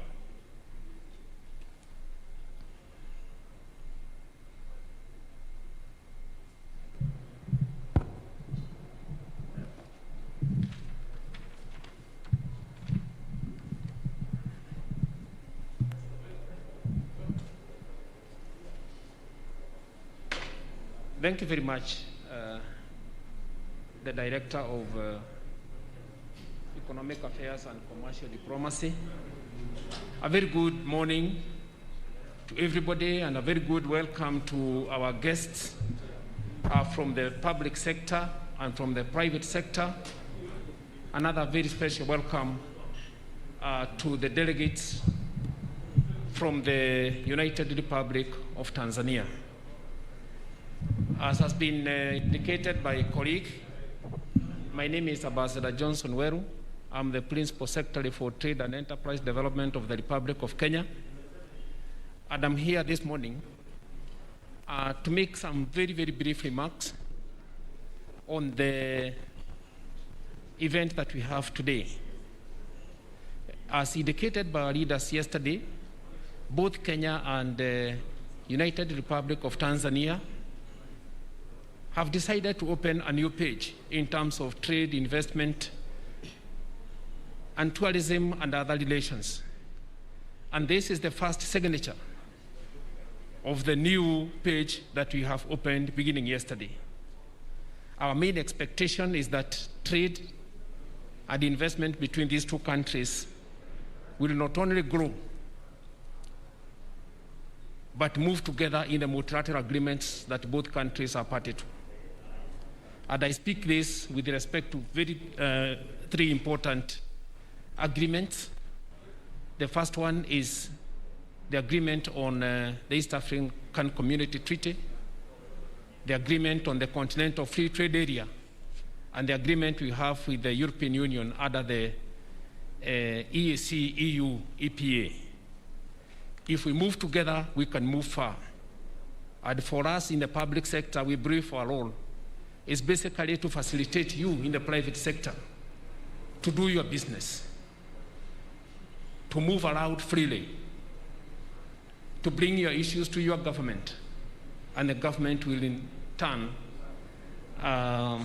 address those issues, make policies, represent you in foreign countries, and so on and so on. Therefore, this morning, as the theme leads, promoting trade, tourism, and investment between Kenya and Tanzania within the East African Community Customs Union framework, it is very, very important that towards the end of this program, whatever we shall jointly present to our leaders is truly what it is supposed to be. Ours is to listen to you business people and business organizations. Bring out your message with a lot of clarity. Bring out your message in practical terms. What would you want these two leaders to resolve? Provide solutions, because leaders also expect us to provide those solutions. When we come to the segment that will be delivered by one of the executives of the business membership organizations, I think it's either KEPSA or the Tanzanian Private Sector Forum. That is exactly what we want to hear. Where are the problems? Where are the solutions? What do you want the leaders to do? What are you asking them of? And then they'll give us instructions. They'll give us guidance, because the possibility of Kenya and URT moving together is now a very, very big reality. We'll move from here into the world and say we can exploit the provisions of rules of origin. We can accumulate in terms of products that are sourced from either country and exported to a common market out there. So just to set the pace, that is our expectation on behalf of the government of Kenya on behalf of the private sector of Kenya, on behalf of all Kenyans, as they desire to enter into the United Republic of Tanzania, to increase trade, to increase investment, to increase their presence there, and become part of the common prosperity that our leaders spoke of yesterday. I therefore wish to appeal once again that when you're called upon to take the floor, please stick within the stipulated time. This is a negotiated program, both at the highest level of government and the highest level of private sector. And therefore, we don't want to keep our leaders here for long. So if you have been given a minute, please stick to the minute. If you've been given 2 minutes, please stick to the 2 minutes. If it is possible, our listeners and the viewers who are following us through the link that we provided, there's a chat box in the platform. Kindly use that for the purpose of engaging with the rest of us here. There is a special team that has been set up to respond, bring those questions to the Secretariat or to the ministers, and they will be answered. And therefore, I would like to once again give my welcome to all of you, to request that we proceed the way I have guided, and I believe at the end of the day at around 11:30, we shall have something to celebrate about and to go on record. And for the media, I believe our ministers at some point, they'll be able to give an indication of a press conference so that they can answer your questions. Let me take this opportunity to invite the delegation of URT to make a few remarks. My counterpart from Tanzania, please take the floor.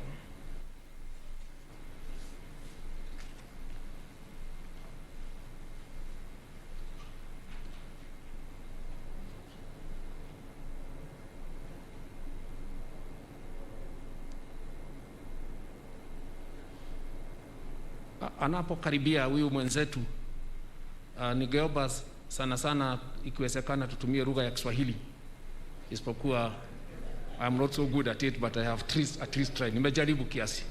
Karibu kaka.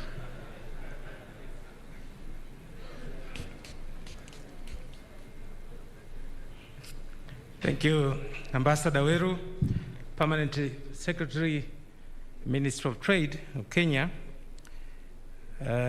Honorable ministers, ambassadors, government officials, and members of the business community from both Tanzania and Kenya, good morning. I'm standing here on behalf of the Permanent Secretary, Minister of Industry and Trade, just to introduce the delegation from Tanzania. But before saying that, let me take this opportunity to express our sincere gratitude and appreciation to the government of Kenya and to the private sector of Kenya through KEPSA, who have made this business forum possible. We really thank you very much for that. But again, this is indeed a great opportunity for us, members of the business community and the government officials who are here today, to interact and at the end of the day, to forge a kind of strategic alliance and partnership to ensure that both countries benefit from such kind of events. Having said that, let me introduce the Tanzanian delegation. Soon we'll be joined by the following ministers. We'll be joined by Ambassador Libelata Mulamula, the Minister for Foreign Affairs and East African Cooperation of the United Republic of Tanzania, Professor Kitila Mkumbo, the Minister for Industry and Trade. We'll be also joined by Professor Adolf Mkenda, the Minister for Agriculture. So if you have any agricultural issues, this is the time to interact with the minister. And Mr. Geoffrey Mwambe will also join us very soon. This is the Minister of State Investment, Prime Minister's Office. And Madam Leila Musa, Honorable Leila Musa, is the Minister for Tourism and Heritage, Revolutionary Government of Zanzibar. But again, the Ambassador of Tanzania in Kenya, Mr. Ambassador John Simbachawene, will also be joining us for this business forum. Now, my name, I'm Edwin Rutageruka. I'm the Director General of Tanzania Trade Development Authority. This is an institution under the Ministry of Industry and Trade mandated to support and facilitate trade development. Then let me introduce Dr. Maduhu Kazi, the Director General of Tanzania Investment Center. Doctor, please, I think you're around. Dr. Maduhu Kazi is somewhere there. Thank you. Then we have Dr. Yusuf Ngenya, the Director General of Tanzania Bureau of Standards. TBS is there, issues related to standards and quality. The right gentleman is that old man. And then we have Mr. Matthew Mnali. This is the Acting Director General, Export Processing Zones Authority. The gentleman right there is representing EPZDA issues. Then we have Mr. Goodwill Wanga, the Executive Director of Tanzania National Business Council. This is a platform for the government and private sector to meet, share ideas, solve solutions and challenges, and this gentleman is also with us. Mr. Wanga, please. Thank you. And then we have Mr. Matindi, the CEO of the revived Air Tanzania Corporation. Mr. Matindi, are you around? No, I think you'll be joining us soon. Nowadays, we do fly the Dreamliners and the Airbuses in Tanzania. Thank you very much. And then now let me introduce the private sector representatives. Madam Angelina Ngalula, the young lady, Chairperson, Tanzania Private Sector Foundation. Good. Then let me introduce all board members of TPSF. If you could just raise up so that we see you guys. And in the process of introducing board members, let me recognize the presence of Honorable Koka, Member of Parliament of the Parliament of Tanzania. And then Mr. Francis Nanai, the Executive Director of Tanzania Private Sector Foundation, I think he's with us right there. And all private sector members from Tanzania, if you could just, thank you very much.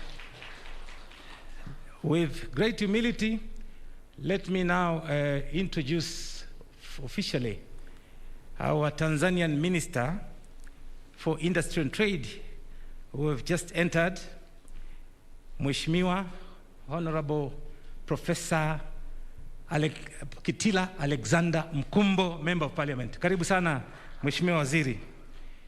Having said that, thank you very much. Karibuni sana Tanzania, na karibuni sana, naamini this one will be the great opportunity for us sisi kushikamana zaidi na kujenga uchumi wa Kenya na Tanzania kwa nguvu kubwa. Sisi ni ndugu na tunafahamika siku zote kama ni ndugu wa karibu sana katika East Africa. Asanteni sana.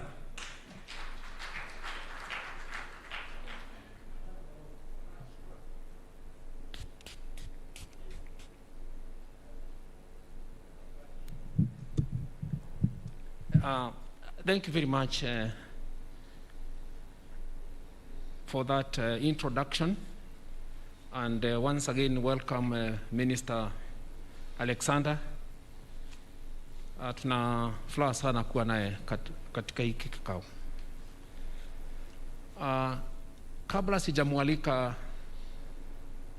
msemaji wa private sector ambaye atasema machache rasmi kuwakaribisha wenzake kutoka nchi jirani ya Tanzania, ningeomba nifanye just a bit of introduction. The ministerial delegation from Kenya is on the way. It's actually in the hotel, and I'll acknowledge them the moment they step in. But here with us are our chief administrative secretaries who are in the house. I'll just request them to stand and wave. Honorable Karanja, Honorable Osiani, if you're here.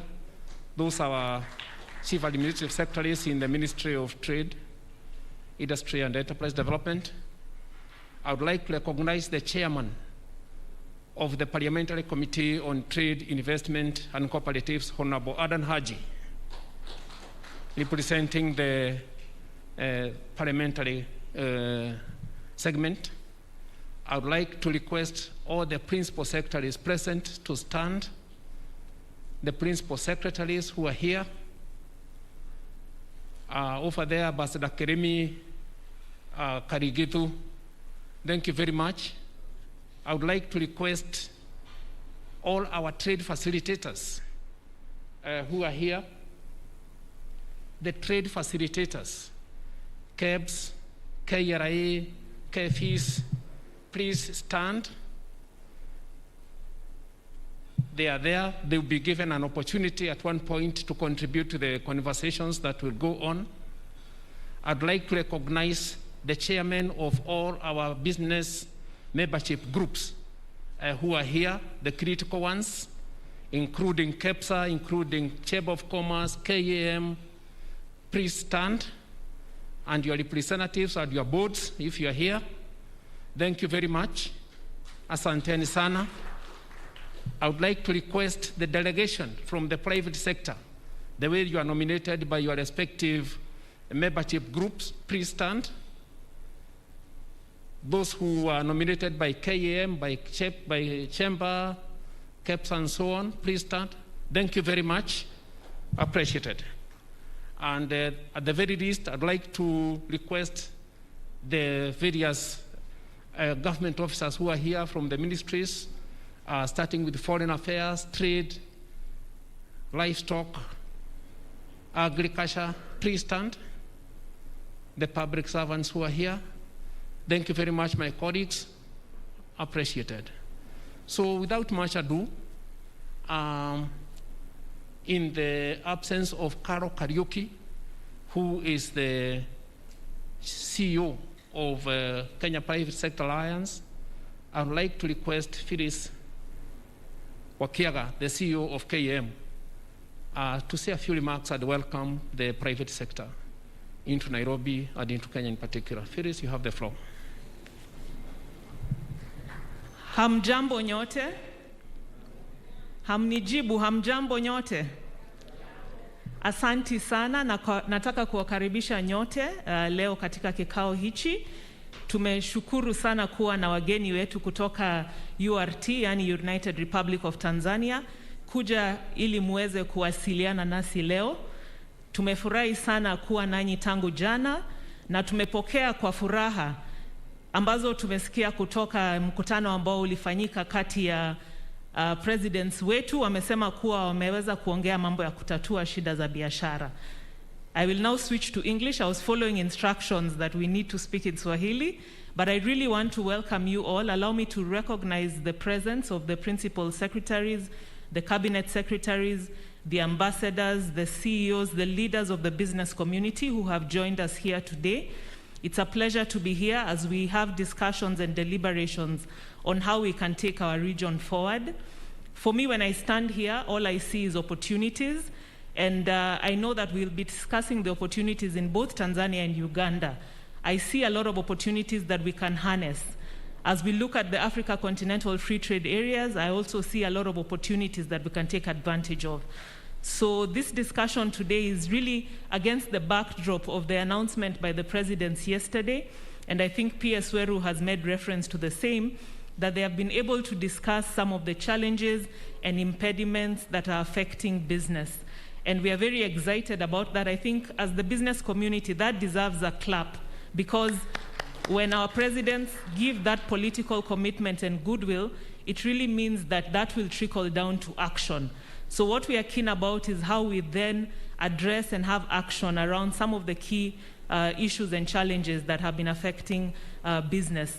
We will be discussing those at the point when Dr. Ikiara speaks, we'll be highlighting some of the areas we see as challenges.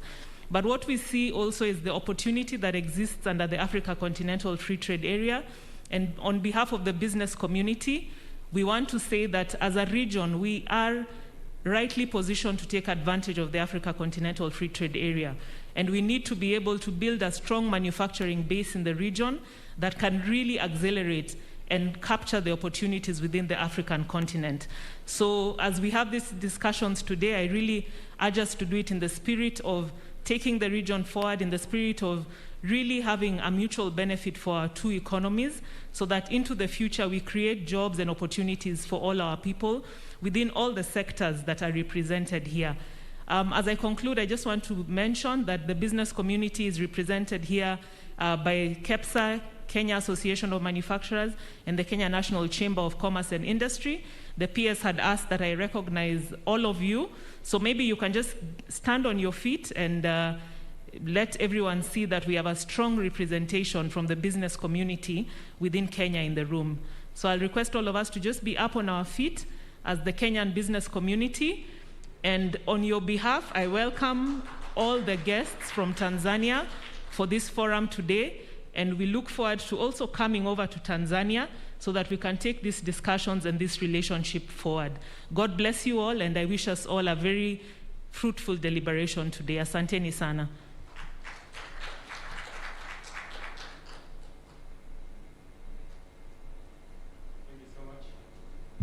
Thank you so much on behalf of the business community from Kenya. Allow me to invite Mr. Francis Majige Nai, who is the Executive Director, Tanzania Private Sector Foundation, also to make a 2-minute remark. Karibu, Director.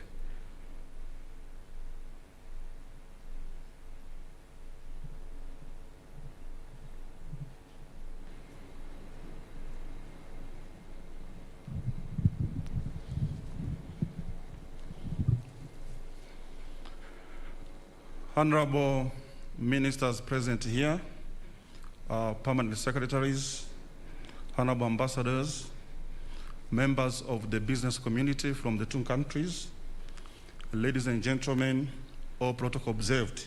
Habari asubuhi. I salute you in the name of the people of the Republic, United Republic of Tanzania. Watanzania jibuni basi salamu yetu. Asanteni sana. Yeah, we are taught to speak in Swahili. I think that is very good because Swahili started from Tanzania. It came to Kenya, and then it was killed in. I want to mention that. All right, it won't be a speech really, but basically the way I perceive this forum today. I have an analogy of passengers bus, that our investment and the trade relationship between Tanzania and Kenya is just like of a bus where it has been plying between Tanzania and Tanzania and Kenya for more than 60 years from independence. And in this, the passengers are the citizens of Tanzania and Kenya. And the governments, the business community, are conductors, turnboys, and the drivers of this bus. Now, because it has been plying over so many years, sometimes it reaches a point where you have to take a stop. You take a stop so that you can check if everything is in order. That is, the brakes are working, the lights are working, and everything is in good order. Then you have to do the greasing and ensure that as you take off again, the trip continues in a very good order. So this passenger bus, it has passengers. And these passengers have expectations. They want to arrive at home safely. They want to ensure that they are getting good fares, they're getting good services from the driver, from the conductor, and from a turnboy. And therefore, you ensure that if there is anything that troubles the bus, then you have to take the garage. And I take this forum as the garage for our bus. Let us check everything. If everything is working properly, if nothing is troubling our bus, we are happy. If there's a problem, let us rectify it. Let us be open in our discussions. Let us be honest. Let us be sincere so that our bus can continue plying safely between our two countries. It has been a journey for so many years, very successful, but I know there could be some issues, some challenges. Now let us spend our good hours today to iron out the issues that are facing our two countries when it comes to trade and investment, so that when we walk out today, after today's forum, we say we did justice in terms of ironing out the issues. So I wish you very pleasant discussions, very fruitful dialogue, and very successful deliberations. Thank you so much.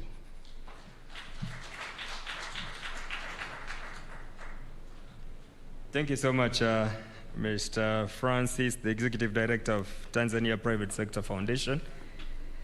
It is now with the gratitude that we can move now to the first presenter or the first person to make his remarks. And as the ambassador said, kindly constrain yourself to the 2 minutes and the 3 minutes given unto you so that we can give an opportunity to many of us to give our deliberations. Allow me to invite Dr. Moses Ikera, kindly take the stage. He's with us. I'm being beckoned that he has just stepped out.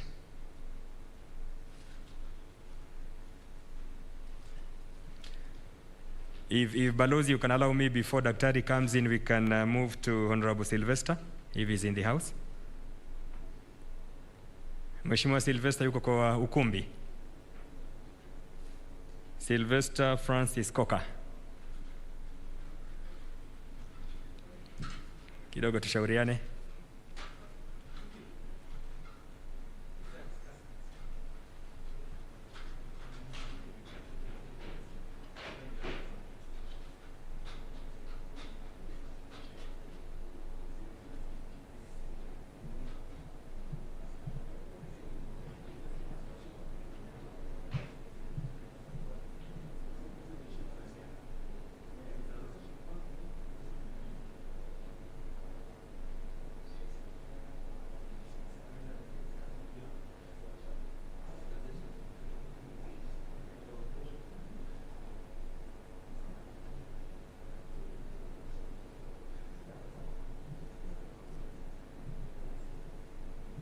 Asante, namuona ndugu yangu ashafika, kwa hivyo nitampa nafasi. Karibu sana.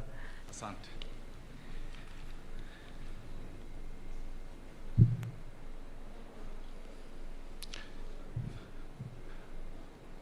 Cabinet secretaries present, the chief administrative secretaries, principal secretaries, permanent secretaries, captains of industry, leaders of business, and also people who are actually doing business itself, colleagues in government, ndugu zetu wa Tanzania wale wako hapa leo, amujambo.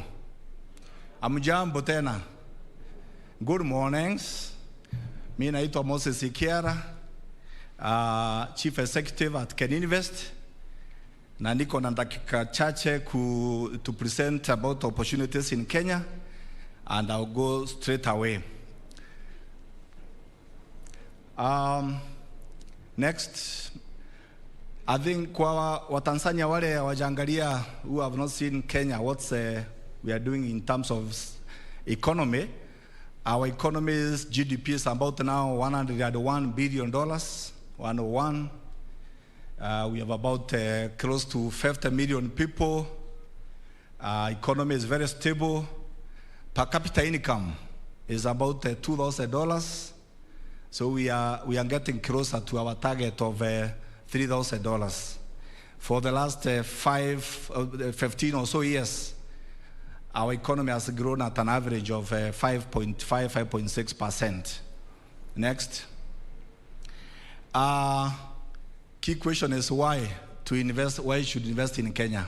I know in our records we have about 30 companies investing in Kenya, can invest records, and would like more to invest.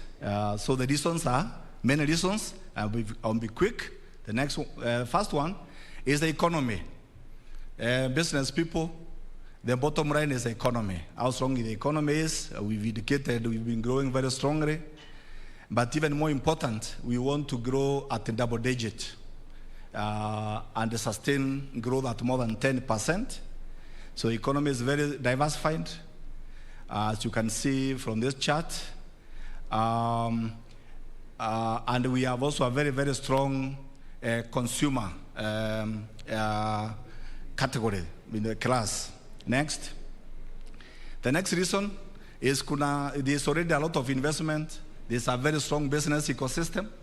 We pride ourselves on this because if you go there, you are looking for a partner, you are looking for people to supply you, to support in your supply chain, you won't get them. So chart up shows how much FDI we are getting, and then we are also showing the number of multinational companies. Some of them just are an example of some that have chosen Kenya as a place to invest in. Next. The other reason why we should invest in Kenya is because in Kenya we take the quality of business as an important matter. All the way from top in government, cabinet committee that is tracking what's happening on the business environment, and going down to our agencies. We take business environment very, very seriously. It's not a complete job yet. We're still improving, but we've done well. The focus is there. Every quarter or so, the private sector meets the president and the cabinet in a presidential round table to actually say what is not working, and then government can fix it. So you can see that in the outcomes. The ease of doing business index from the World Bank, we've improved from around 170 in 2012, the rank of 170 to 56 currently. And you look at any other indicator, whether you are looking at logistics and you are looking at the quality of public institutions, global competitiveness index, I think it shows what Kenya has done. Next. These are some of the accolades, what other people say about us. One of the things we are very happy about is being, for the last 5 or 6 years, #1 in the world in financial inclusion because of mobile money. We're very proud about that. We know Nairobi is a capital of, entertainment capital in Africa. So if you want to do business and in an environment where you can also mix leisure and business, Nairobi is it. It is. And there are many other accolades. Next. Another reason why we should invest in Kenya is because government has negotiated very, very good, very strong market access. We estimate the deals, preferential deals that the government has negotiated, from ESC to AGOA to deal with the EU and many others. It's worth about, it covers about 1.4 billion people around the world, and they're worth about $29 trillion. So it's a big market, and that process is continuing. That is even why we are here today. I think you can see the range of products we are really exporting, and where we are exporting to. Next. Now we come to Kenya and Tanzania. Both of us are strong brothers. In this room, I know people we went to school with in Europe or elsewhere. We are really strong brothers, good neighbors. This is a trade between our two countries. You find the blue is what Kenya is exporting to Tanzania. The orange is what Tanzania is exporting to Kenya, and the gray is a balance.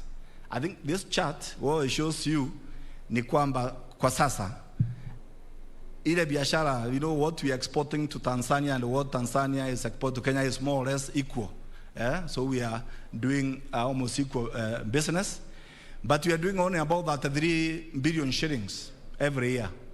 The key message I want to say is good to have a balanced trade, But it's not enough to be happy with 33 billion a year. We need to double at the triple it. And I believe that's why we are here today. The range of commodities we are trading in are not many enough. I think we need to strengthen that so that it's a win-win arrangement. Next. Then regarding investment, as I said, we know in our database, we have about 30 companies from Tanzania who have invested here. Majority of them are in manufacturing, which is good because manufacturing is a key priority in our Vision 2030 and the Big Four agenda, but also in a few other sectors. The potential job creation about slightly more than 2,000. We need more. We want more Tanzanians to come and do business here. I think, as I said, our economy is rich. You can get Kenyans to partner with. I think it becomes a win-win for everyone. Next. The other reason why you should invest here is that your investment is safe. From international instruments that Kenya has signed to the track record of Kenyan government since independence of protecting private property, to the guarantees in the Constitution and the Foreign Investment Protection Act, which was enacted in 1964, immediately after independence, just shows you how seriously our government takes care of private property. Next. The opportunities now, very quickly. So the Innovation 2030, that is our roadmap, that's the agenda.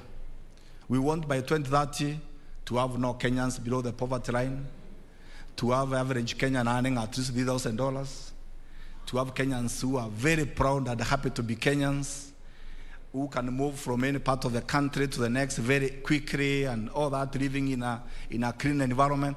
Those are the ambitions of our Vision 2030. And the economic pillar, where we want to get double-digit growth.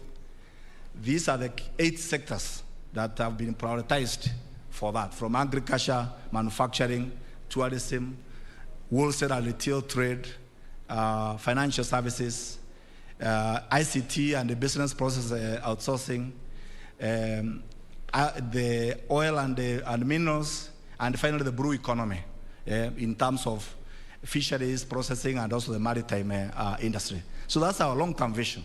That's where we want to go. That represents the canon that Kenya wants to reach. Next. But the long journey goes in steps, and I think for now, in the next 2 or so years, our focus is the Big Four agenda. This is what everybody in the country is focusing on. And our Big Four agenda is about manufacturing, increasing this to 15% of GDP. It's actually almost doubling where we are now. So that's our target. 100% food security and nutrition. We want to achieve universal health care by end of next year, not by 2030. And we also are looking at building at least 500,000 affordable housing units in our country. In both the Vision 2030 and the Big Four, enablers like infrastructure, technical skills, energy, water, all those are also key areas where you can get the opportunities. Next. So in manufacturing, I've said we just want to double the contribution to GDP of this sector because this is where jobs are, and we really, it's a top priority in terms of creating jobs. And we have identified after careful analysis which sectors are the most competitive that we are focusing on, and you can see them there from textiles and apparels, leather processing. I would like to do also iron and steel, assembly of ICT, so you can see that. Next. During COVID, these are some of the sectors that again emerged in terms of prominence, like pharmaceuticals, even medical supplies, and related products. Next. We have many export epicenters and special economic zones where you can get a lot of incentives. Incentives are there, and you have many zones. I think you can take a copy of the presentation if you want the details. Next. This is a map of where the EP cents and SE cents are located. But Tanzania can come and set up an EP cent or an SE cent in Kenya, and just brand it as such. So you are not. It's not a must that you should go in any of the 75 or more that are there, but you can actually even set up your own. Next. In affordable housing, so we are, as I said, we want to build at least 500,000 houses for low-income people by the end of next year. But there is also related opportunities like financing and financing and doing also construction materials and related. Next. On food and nutrition, it's about increasing productivity on our farms, about improving, agricultural inputs, then processing and storage of our produce, and also other services like even insurance and related services. Next. Next is on universal health care. We would like by the end of 2022 to have all the Kenyans without having a good medical cover, and that requires a good innovative insurance programs and building of health facilities and even e-medicine, telemedicine, so that you can be able to reach a lot of the people. Next. I think you may have heard about there's a big, we call it the Game Changer project, corridor connecting Kenya to Ethiopia and South Sudan through a new port in Lamu. And I think the first berth of this port is going to be operational from next month. So it is already happening. So and you can see lots of opportunities in that corridor. So you can also position yourself as Tanzanians and do business here with a view even to reaching Ethiopian and South Sudan markets and beyond. Next. And this is our response to the Silicon Valley. We have the Silicon Savannah, 5,000 acres of land for ICT, the cutting edge link between research and development and the production. It's already, all the infrastructure has been built. It's only about 50 kilometers from Nairobi here. You can be able to actually take up land there in very concessional terms and set up your business. Next. So in the blue economy, we talked about fisheries, value addition, shipbuilding, water transport. These are the opportunities we have. Again, you could be able to consider. We can give you more details for those who are interested. Next.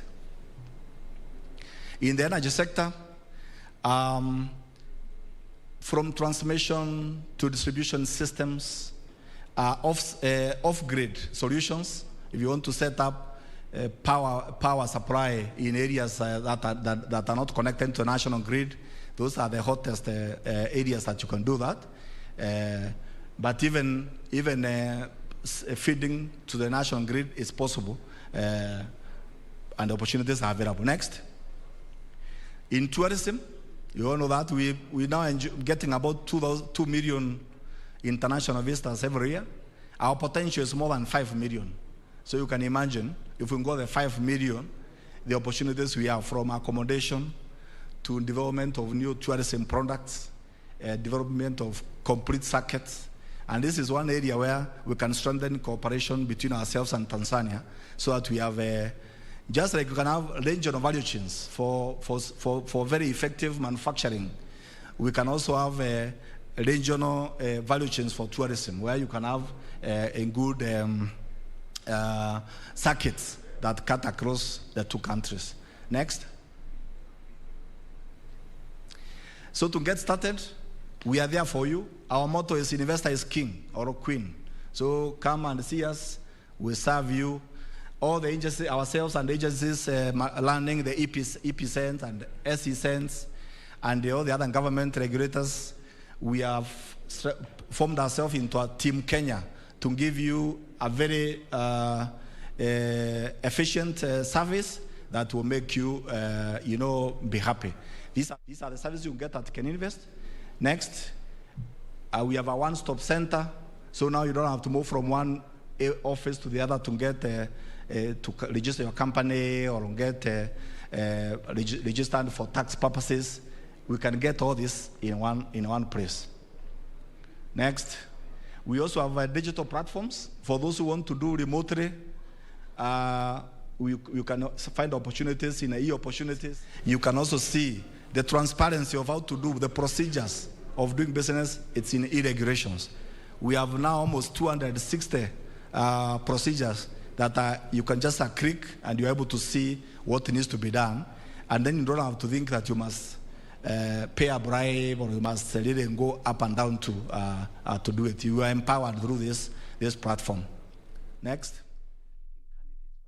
On your screen right there are coming to you live from Serena Hotel right here in Nairobi as we cover day 2 of the state visit by Tanzania President Samia Suluhu Hassan, who came into the country yesterday. Today she is expected to be a chief guest at a business forum currently happening at Serena Hotel together with the host President Uhuru Kenyatta. They are going to be addressing the business community drawn from both Kenya and Tanzania to discuss how we can strengthen trade relations between these two countries in the East African community. So any minute from now, they should be joining those who are already attending. It's a mixture of people who cut across in the business sector, both from Kenya and Tanzania. Among them, I've seen cabinet secretaries, including Simon Chelugui, Betty Maina Ukuriatani, and also former member of parliament for Dagoretti South, Dennis Waweru, who is also the chair of the Kenya Investment Authority,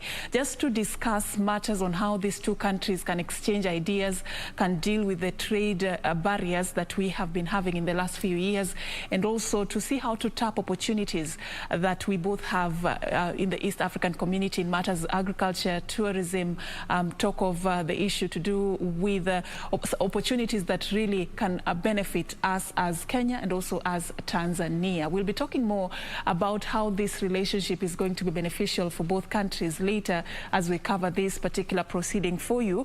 But we are also following in very keenly on the country's search for the next Supreme Court judge. And already this particular morning, the Judicial Service Commission is continuing with their 3rd day of interviewing candidates who were shortlisted for this particular opportunity, and today 3 candidates are set to be interviewed. That is Justice Ouko William Okello, Justice Sergeant Joseph Kiplagat, and Ms. Iyano Jepkoech. So currently as we speak, Justice Ouko William Okello is on the hot seat defending his interest to become the next judge of the Supreme Court. I just want us to cross over there and just follow a little bit about what is happening in this interview. Then we'll come back and continue giving you the coverage on day 2 of the state visit by Tanzania's President Samia Suluhu Hassan.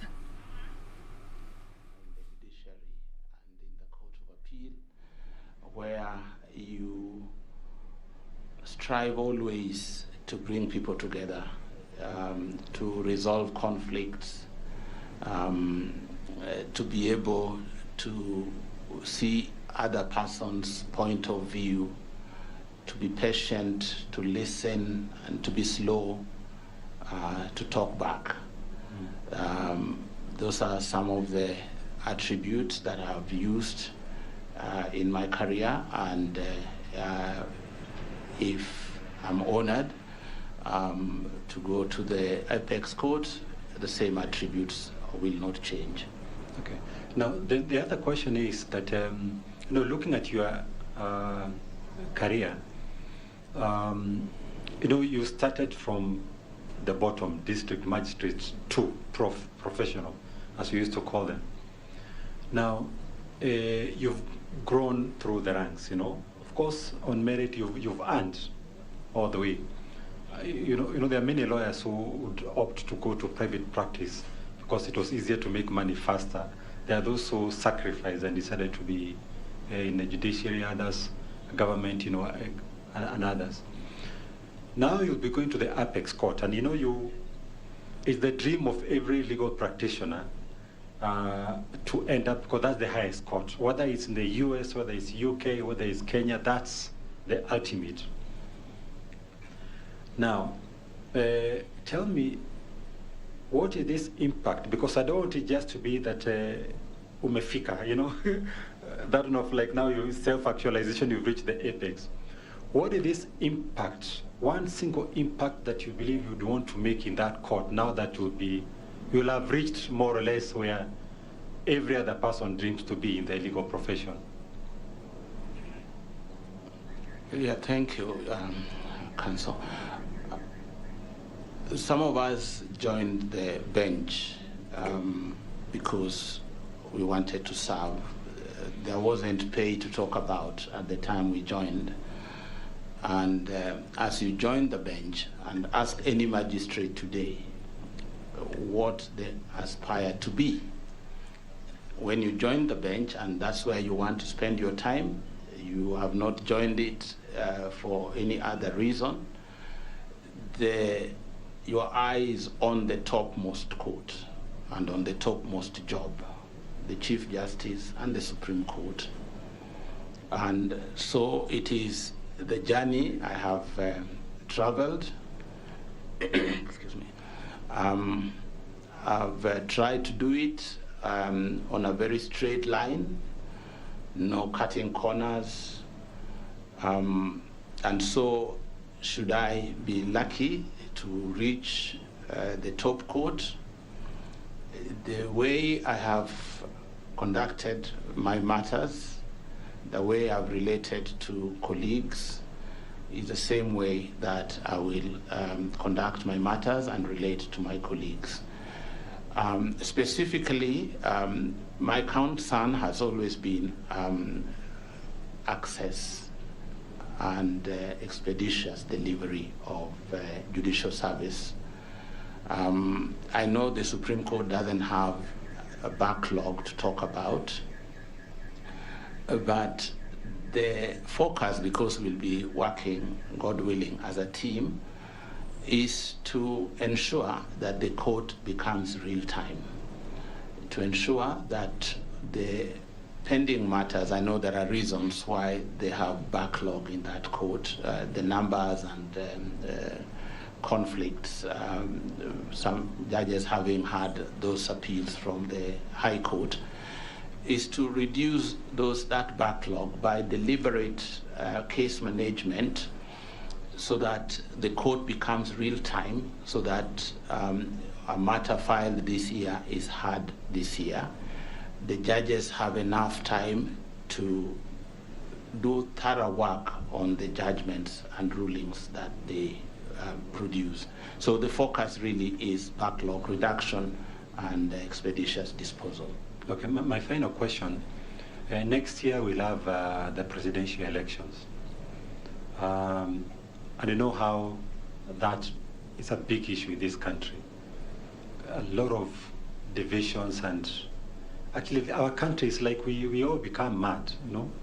Now, and that court is very critical in keeping the country together.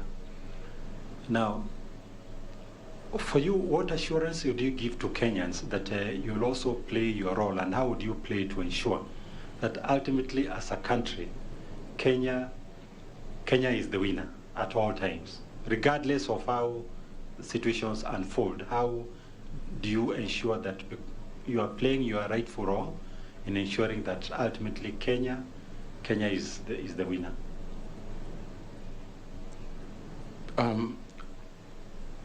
We have seen divisions previously, and Kenyans are very quick in labeling judges whenever they make decisions, not just in the Supreme Court, but even in the other courts, labeling them to be supporters of certain political groupings, labeling them ethnically. And so as a judge, the oath that I take to defend the Constitution, to do justice without favor, affection, or ill will, is going to be the flag that I will carry. That it will not matter who or what the bottom line is justice must be served to the best of my ability. Thank you, my lord, and I wish you well. Thank you.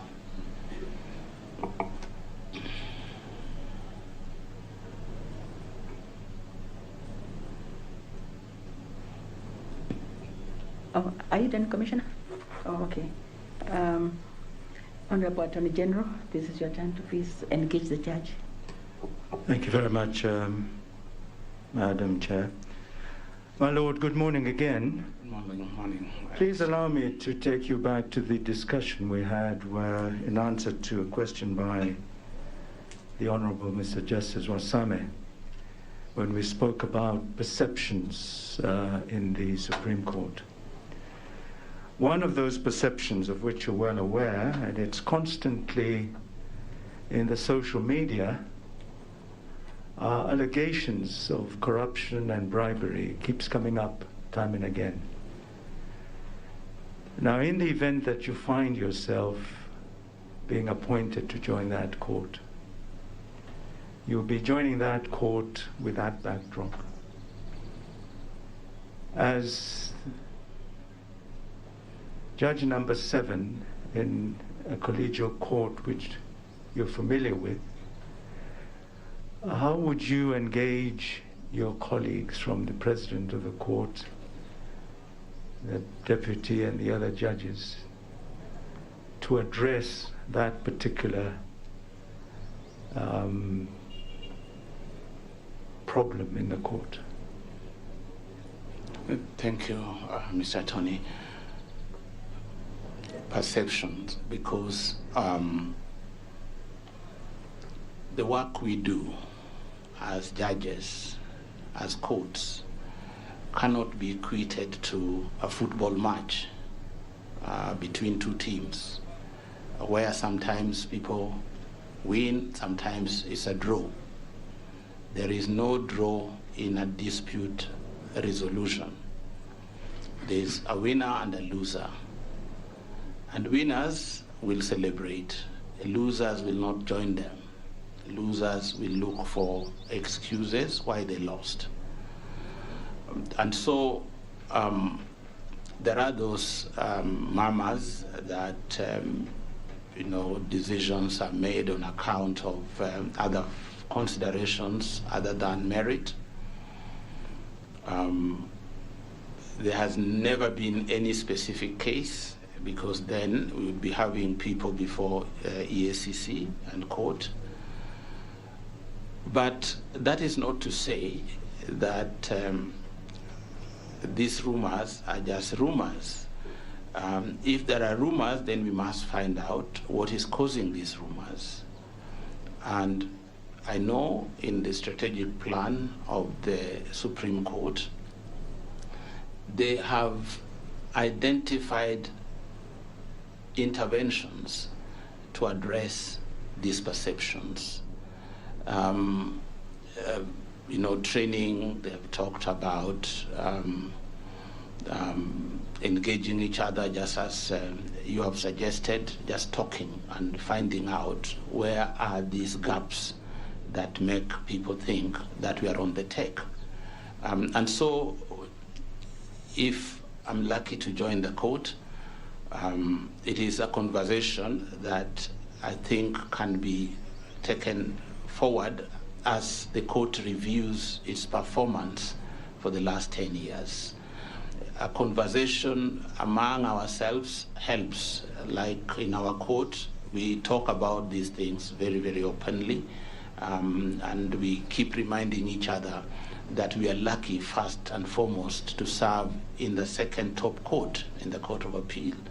And secondly, that the government has invested in us in terms, and the people of Kenya, in terms of our salary, in terms of our allowances and other benefits, that we should not be susceptible to any corrupt temptations. Thank you very much, my lord. Moving on to another aspect on judicial independence. The threat to judicial independence, as you know, my lord, is usually understood and associated with external pressure from either the executive or the legislature. But having served in a collegiate court, you are also aware that there can be pressure from within the court itself and the colleagues you'll be working with. How have you balanced, on the one hand, the aspect of collegiality, and on the other hand, your independence as a judge in making decisions? Thank you. Independence of the judiciary, all the time when we talk about it, the focus is on the other two branches of government.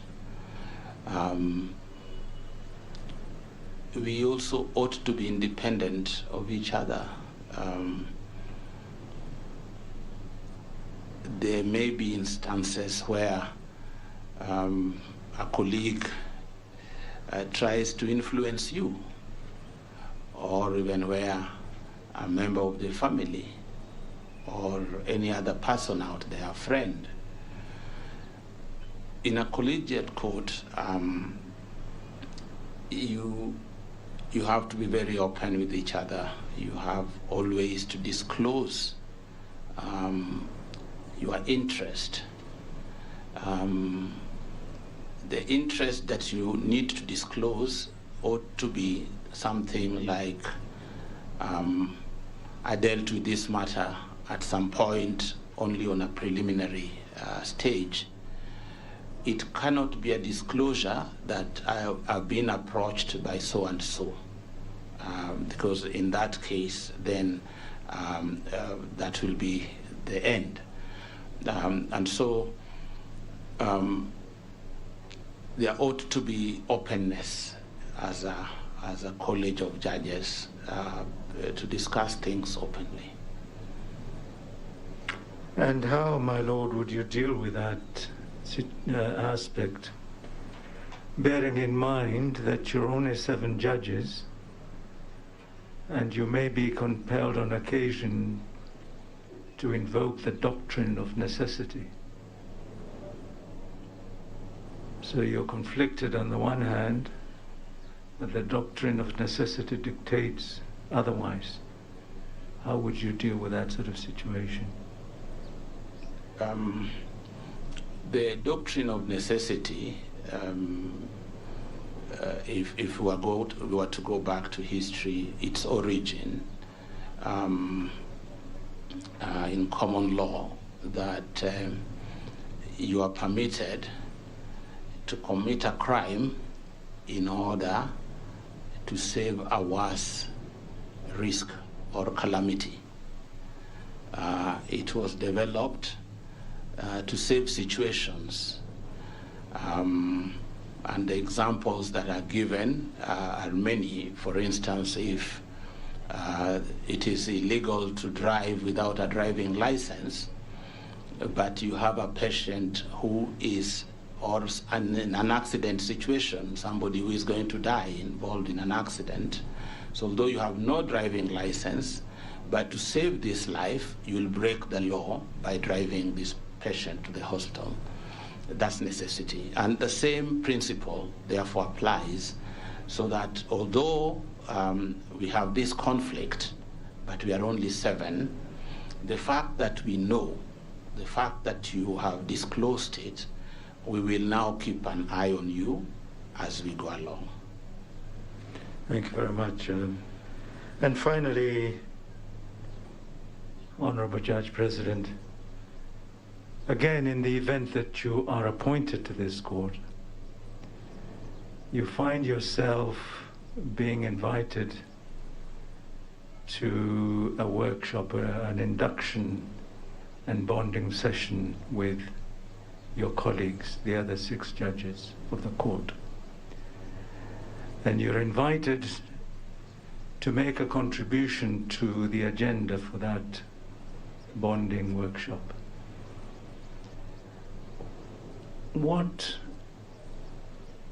what items would you want to see, would you yourself suggest for that very first meeting where you're going to have an opportunity to discuss matters of the court with your colleagues? What one or two items would you have on that agenda? And what would inform that, my Lord? And that would be all from me. Thank you, Mr. Tony. The first session is bonding and orientation. From what we have been discussing regarding that code since this morning when the interview started, I'll have agenda to do with the jurisprudence. How do we make sure that our jurisprudence is respected? How do we make sure that this court remains together as a collegiate court? I'll also put in that agenda the issue of dissenting opinions, and finally the timelines for delivery of judgments and rulings, because I get the sense sometimes that from what I read in the media, that although the timelines for delivery of judgments and rulings is 90 days according to the Supreme Court Act, and I think the rules as well, that there are judgments on notice is a practice that perhaps, if it is existing, is a practice that needs to be looked at again. I am most obliged, my Lord. That'll be all from me, Chair. Thank you very much. Thank you very much, the Attorney General. Now is the time for Commissioner Kishohi to continue the questioning. Thank you, Chair. Judge, good morning again. Good morning. I want us to focus on two issues. I will be very brief.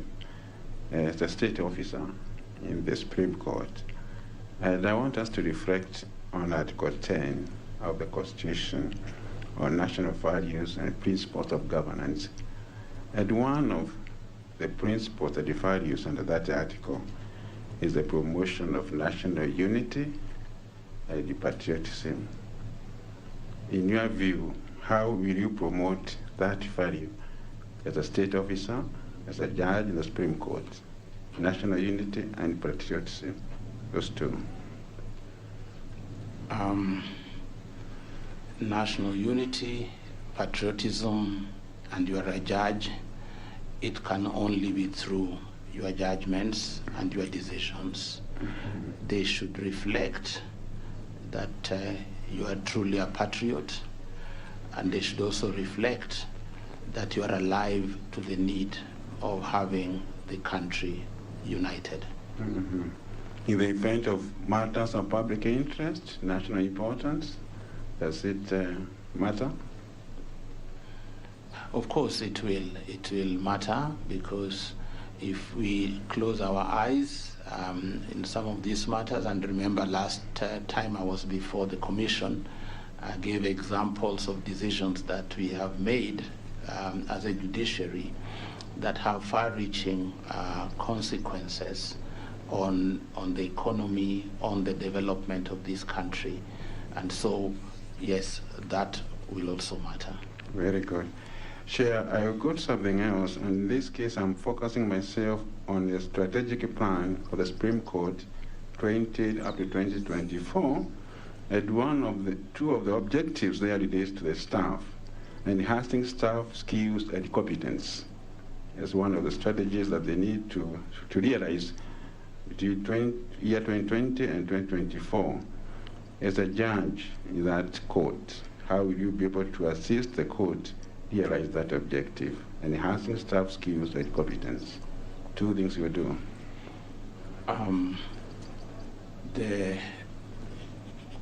The court has the president, has vice president, has a registrar, deputy registrar, and the other administrative staff. But it's one court working together. Judges, including the president and the vice president, are equal. And being one family, we obviously have a forum where we can provide some of the solutions. And I believe the strategic plan focuses on training of staff, and also on provision of tools of trade. What do they need in order to deliver? Okay. They also have, in the same strategic plan, a provision to provide a safe, conducive working environment. That's one of the challenges, and they want to address that within the 2020-2024 plan. How will you do that? Safe, conducive working environment. Yes. I haven't been to the registries, and this is in relation to staff, but I know this building, you can't describe it as conducive, even for judges. It lacks basic things like washrooms. The registries are squashed. And so they have a strategic roadmap on how to address this. In that plan, they have proposed that the court gets its own premises, a building, where all the facilities, suitable facilities, will be available. So how will you assist them get that? If they haven't gotten already, it is really just to look for land. We did in the Court of Appeal through, of course, the Office of the Chief Justice and the Chief Registrar, and we got land. Again, to the Treasury, we got money, which we were meant to have started building, or design work is complete. So again, really it's just to get land, and even where we are sitting today can be land that can be used to build a proper Supreme Court. Okay.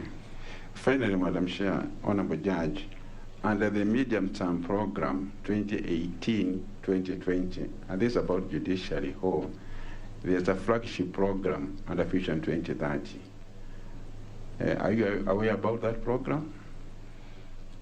Vision 2030, yes, I am.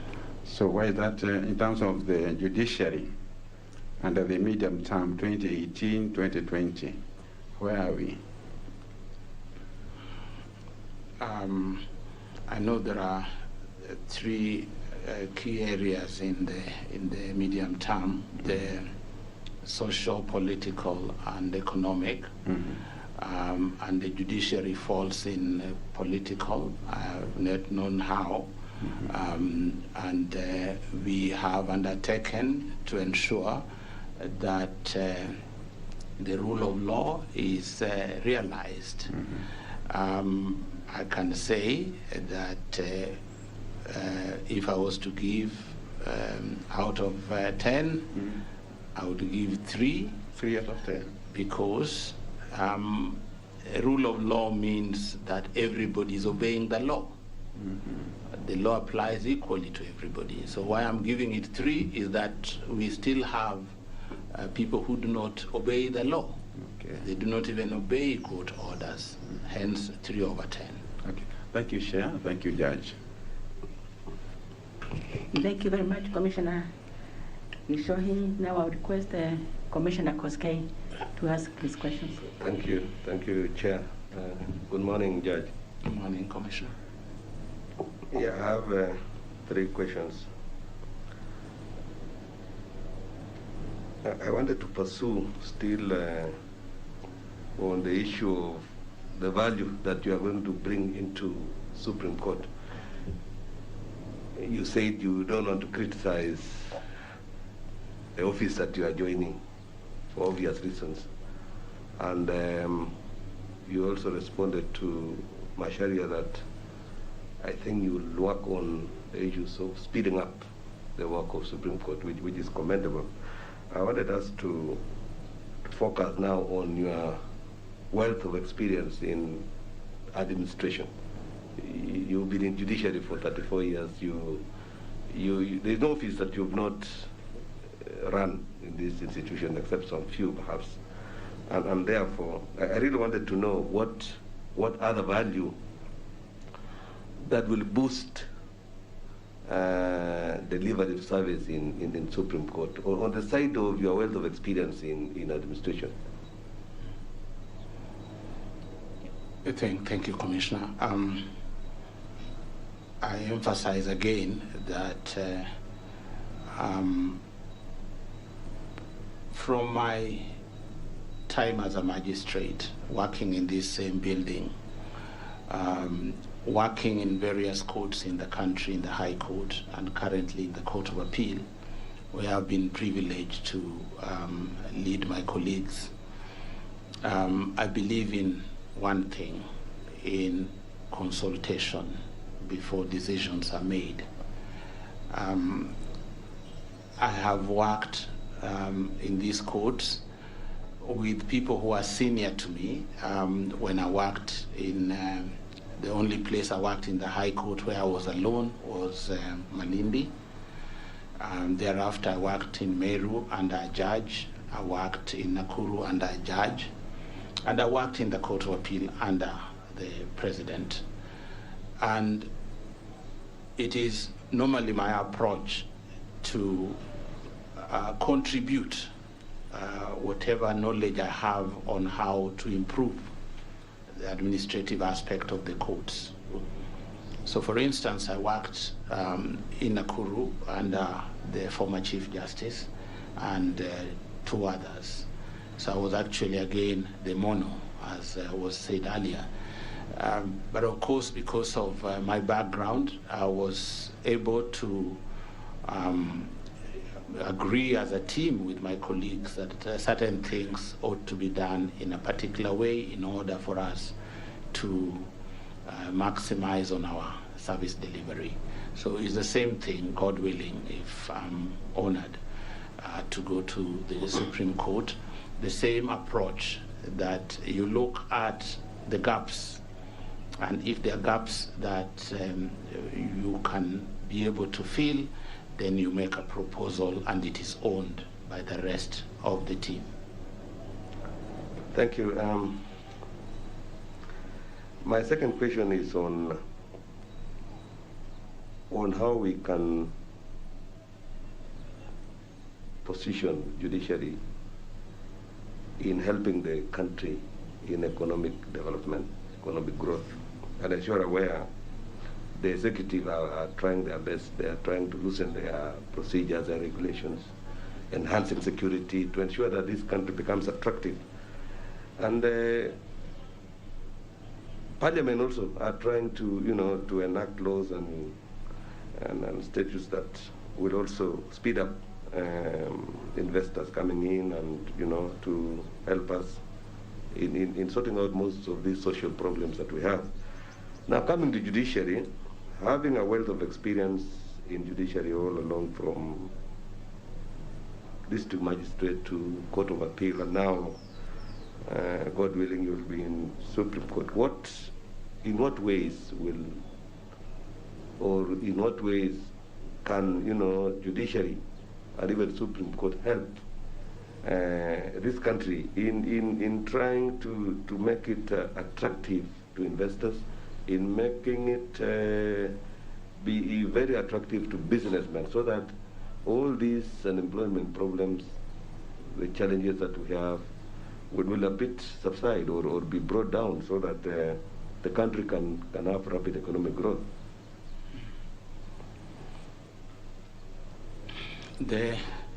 A survey that was conducted by World Bank some 2 years back, I think, on ease of doing business has shown that Kenya has risen from where it was in Africa and in the world.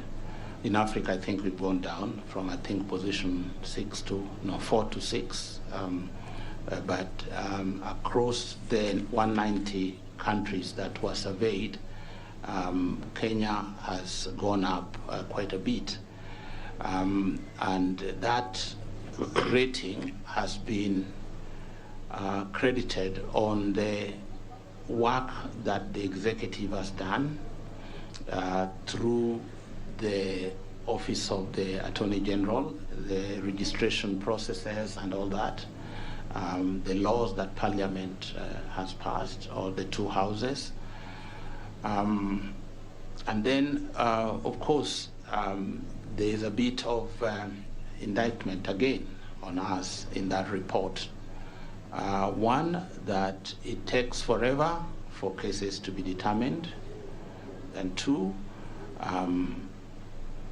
that the orders we give sometimes, be it an injunction regarding a land where an investor wants to put his money, sometimes are given ex parte, delaying mega projects. And so there are questions that we need to address. And this is what I keep saying, that it is not good to have an efficient executive and efficient legislature and the most inefficient judiciary by the way we distribute resources. The judiciary is, to use this strong word, retarded because of the way it is treated. For us, all of us to march, the three arms, to march together in unison to achieve these goals, there is need for equity. If the executive gets nearly 1 trillion in its budget, of course, the executive is very big. Parliament gets 37 billion, and then you give judiciary 17 billion. Then you can see why we cannot walk in the same at the same speed. So you're saying that it is lack of finances that is just support generally, so that they can just support. For instance, not just finance. I mean, right now we are not able to, in the Court of Appeal, and I believe other courts, to function to our optimum because of the number of judges. Okay, thank you very much. My last question is on regional balance. It's a very emotive issue in this country. People think tribal, people think region. And I must say that you have many people in this country who have faith in your leadership and your work as a judge. I received so many when you came for this interview, and it was overwhelming. My Facebook, my Twitter, saying that Uko is the man. And when we unveiled the candidate for Chief Justice, also my friends from east of the mountain were very excited and saying thank you for delivering a seat for us. And thereafter, even yesterday, I got a lot of calls, messages saying that it is our turn. Our region has to get, you have 3 today. You have Justice Huko, you have Selgon, and you have Yano. You have to give us 1. Talking as now the West. And when you look at Article 232, it says that we need to ensure that regional balance, diversity, communities should be involved in it. How do we do this? Because it looks like it is just written, but it has become very difficult to implement in a way, because to prescribe a way of doing it seems not to come out, but everybody in every function, in every state, people talk about it. How do we do it so that our people in this country get to know that we look at integrity, we look at competence, and then we look at suitability as is stated? And how do we ensure that we really sort out this issue of regional balance that is coming out in everywhere, even in Parliament when they are electing even chairmen, everywhere? What is your view on how to sort it out?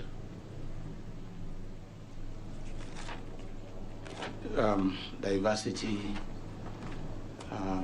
ethnicity, our turn to eat is a very, very dangerous disease. Very, very, very dangerous. And people say in our region, I really don't have a prescription. All I know is that we are very deeply tribal, deeply. Even in this commission, deeply tribal. And I want to leave it at that. Thank you, Judge. Thank you, Chair. Thank you very much, Commissioner Koskei. Commissioner Honorable Orwade, please wrap up this session. Thank you, Chair. Judge, I don't have very many questions. I want to start off with one question that is simple but may also be quite hard.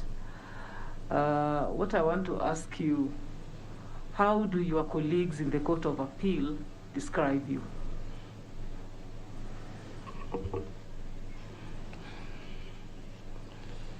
Well, yeah, you correctly say difficult.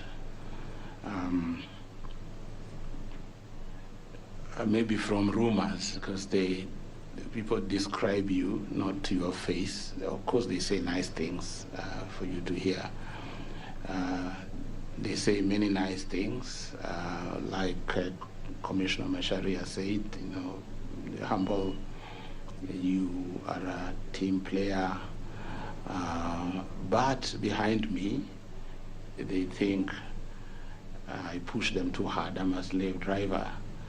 And sometimes I go out of my way to seek results, and not just results, immediate result, excellent result. So I don't know whether it's a good thing or a bad thing, but of course, sometimes I realize that I'm pushing them, and so sometimes I slow down and consult them.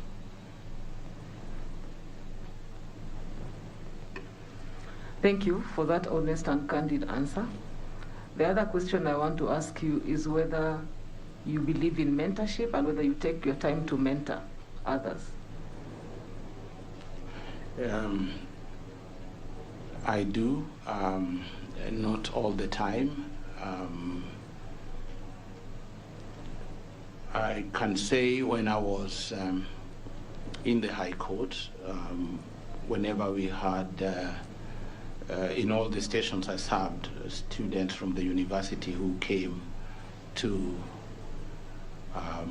be attached to the courts, I would take my time, unlike my colleagues, to explain to them the processes of court, the way we dressed, the language we used, and that's something I did throughout. I don't see much of it in the Court of Appeal now, because we are hardly even introduced to the students. They come, they go to court, sometimes just in the registry.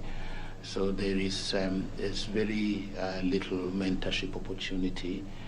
I mentor also in local schools. Last time I was here, I mentioned in the local school in my village in Usenge. I mentor students in schools. Mentor when I worked in Nakuru, and even in the Court of Appeal before I became president. I used to mentor students in St. Andrews, Turi, as well as Green States in Nakuru. Thank you. Another question I want to ask you. Within the judiciary, there's been feedback that I have received as a representative of KMJA that we do not have a structured mechanism for seniors to mentor juniors. Now, looking at you, my lord, you have risen through the ranks from DM professional all the way to the Court of Appeal. You're sort of an icon that members, especially in my cadre, look up to. Now, I want to give you an opportunity to mentor in the air, a concept that we just learned of the other day here in the commission.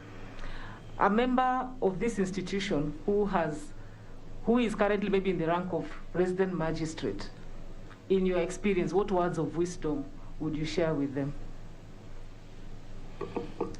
We never get opportunities to mentor colleagues in a structured way, apart from occasional bumping onto each other and advising. But there's need, as KMJA in the past, the current one I can't describe. In the past, there were opportunities even to, have gatherings where you get senior judges, excuse me, who would come to talk to magistrates and encourage them to show them that it's possible. And so on this occasion, since I do not have any other platform, and as you've requested, is to tell that RM that I was a DM, one level below him or her. And through hard work, through integrity, and through being very sensitive to the people you serve, you can rise. You can rise and be anything in this judiciary. Just keep to a straight line, do your work, and you will reach. Thank you very much, Judge. I wish you well. Thank you, Chair. Thank you. Thank you, Honor. Your Honor, this is the end of this interview, and on behalf of the Honorable Commissioners, I want to thank you for coming for the second time and engaging with us, and we wish you all the best. I don't know that we have anything to tell us, Your Honor. Really just to thank you, Chair, and the Commissioners for this second opportunity. I also want just to wish you all the very best as you come towards the end of this very grueling exercise. If it has drained me this way, I don't know how much you have been drained. But I pray to God that you still maintain some strength as you conclude this very, very important exercise. Thank you. Thank you very much, Your Honor.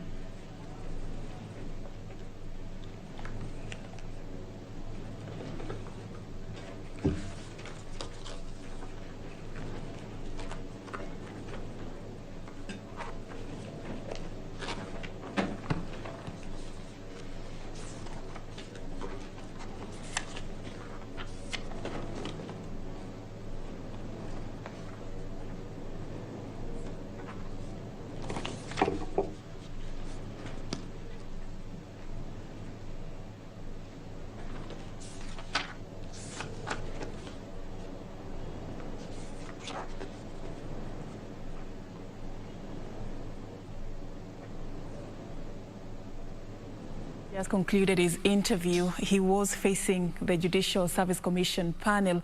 He's among the 7 candidates who are being vetted to fill the position of Judge of the Supreme Court. Today also lined up 2 more candidates. It's the final day. It's an exercise that began on Monday. 2 candidates who were vetted on Monday, another 2 yesterday, and today 3 were lined up for this interview. So later on, in just a few minutes, Justice Surgeon Joseph Kiplagat and Ms. Yano Jepkoech Koech are going to be facing the Judicial Service Commission panel, and we are covering that for you as well. So we'll be giving you details about this interview. Sarafina Robi has been following up this exercise for us since it began on Monday. But also today, it is the second day of the state visit by Tanzania, as Tanzania's President Samia Suluhu Hassan. Today on her diary, she's expected to be addressing a joint sitting of Parliament later in the afternoon at 2:30. And of course, before that, she's going to be engaging business community drawn from both Kenya and Tanzania. Currently, it's a forum that has started at the Serena Hotel, and she will be doing this together with her host, President Uhuru Kenyatta. The two will be the chief guests at this particular forum. Later, President Samia Suluhu will be addressing a forum of women, executive women in business as well, before going to Parliament in the afternoon. So that's what is lined up for concerning this trip. And yesterday also, as soon as she jetted into the country, we saw her go to State House, where she was received by President Uhuru Kenyatta, and the two addressed the members of the press after they had had their bilateral talks. And she was later treated to a state dinner. A lot emanated from that conversation that they had at these bilateral talks, and that forms our conversation this particular morning that centers around cementing the relationship between Kenya and Tanzania. Joining me to have this very important conversation is a panel of two gentlemen with very deep expertise in international relations. I'm having on set, I'm having Wilfred Muliro. He's a governance expert and also a lecturer of international relations. And of course, we are having as well Kenneth Okwaro. Kenneth is an international development specialist. Thank you so much, gentlemen, for creating time for us this morning. Thank you. All right, I'll start straight away by just looking at what has emanated, since yesterday. And just as an opening remark from both of you gentlemen, from the time Samia jetted into the country, how she has, been treated to this different, it's a series of events that we've witnessed. Your general reactions, because Kenyans had very, interesting comments to share on social media yesterday about her arrival in the country. Many saying, "Karibu nyumbani mama." I don't know what you gentlemen have to say concerning this state visit. I'll start with you, Wilfred. Oh, thank you, Safim. Always a pleasure to be here at Channel 1. I would say this, that all over, I think people are excited that now, not just in Africa, but in East Africa, closer home, we have a female president. And remember, Kenya is coming from a background of a mixed relationship with the previous regime of Tanzania. So there are many new aspects that thrill anybody observing the issue of Suluhu. That one, apart from the fact that she's a female president, calm and condensed, we could see new snippets that for the first time where the people in protocol must have upped their skills, that a president alights and has to stop in a hotel room, refresh and even change. And then the idea of having to change the ADs and assign a female AD, very thrilling, and the fact that Kenya, the way she was received, reminded me of what the Chinese did to Donald Trump. There was a dazzling, very amazing presentation from the airport to State House. And do you remember when Donald Trump went to China, he even forgot that he's from a superpower country and looked like a young boy, dazzled, and the Americans were not happy. But for us on our side, I think it's a strategy in diplomacy and foreign policy that it growing very much. It was introduced by the Chinese. It's called the diplomacy of high-level visits, and it's normally done at the summit. It's either your president himself plays a role in a foreign policy implementation instead of giving it to diplomats. He visits countries. Or the other side that is the best is that you allow leaders from countries themselves to come on state visits, and therefore you perform diplomacy at the summit level. So there is a lot there that thrills everybody around in Africa and East Africa. All right. Kenya. Thank you so much for sharing that with us, and also even noting the change in the security detail. I mean, all focus is on her being the first female president in the East African community. I mean, there's a lot that people are reading from this, and for her to do that also is sending a very strong message that many are reading into. Okwaro, I'd like to just bring you in to this conversation as well. Just, you know, generally speaking, she was in Uganda just the other day, last month, and this trip to Kenya, how important is it for her? She just took office the other day, and we've seen her really taking charge, and she means business. How important is this trip for her? Well, yeah, I think the new president for Tanzania has gotten the ball rolling. She comes off an unfortunate event of the president passing, but the way things look now is like she's taken the wheels. And what interested me most about her trip here and also her trip to Uganda, it looks like she's giving an indication to the world that Tanzania has taken a new look in terms of its international relations, how it's going to be relating with East Africa, how it's going to be relating with the rest of the world. And it's a contrast with what was happening with her predecessor.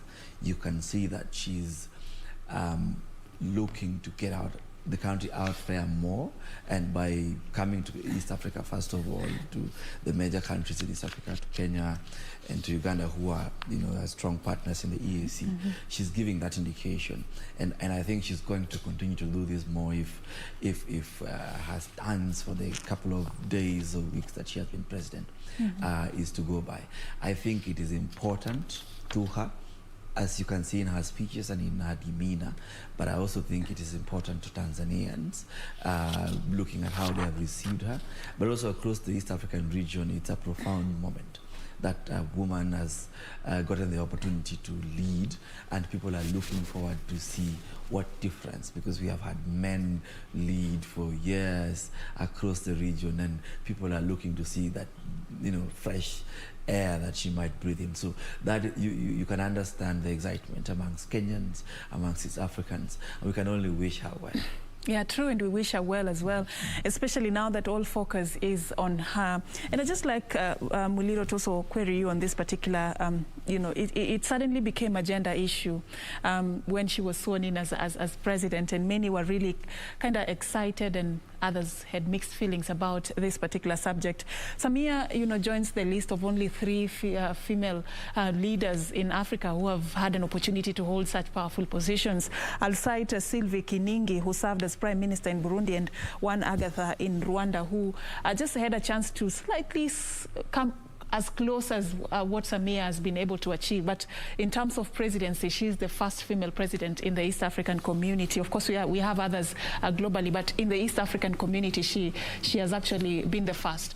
How important is her cementing the relationship in the East African community for her presidency as a female president?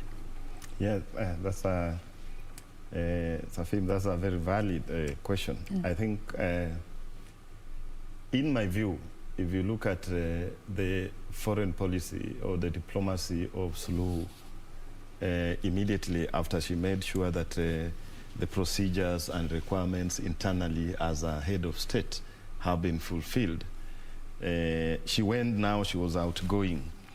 And I would look at this in 2 ways. That one, she's using the foreign policy mantra for the purposes of entrenching herself internally.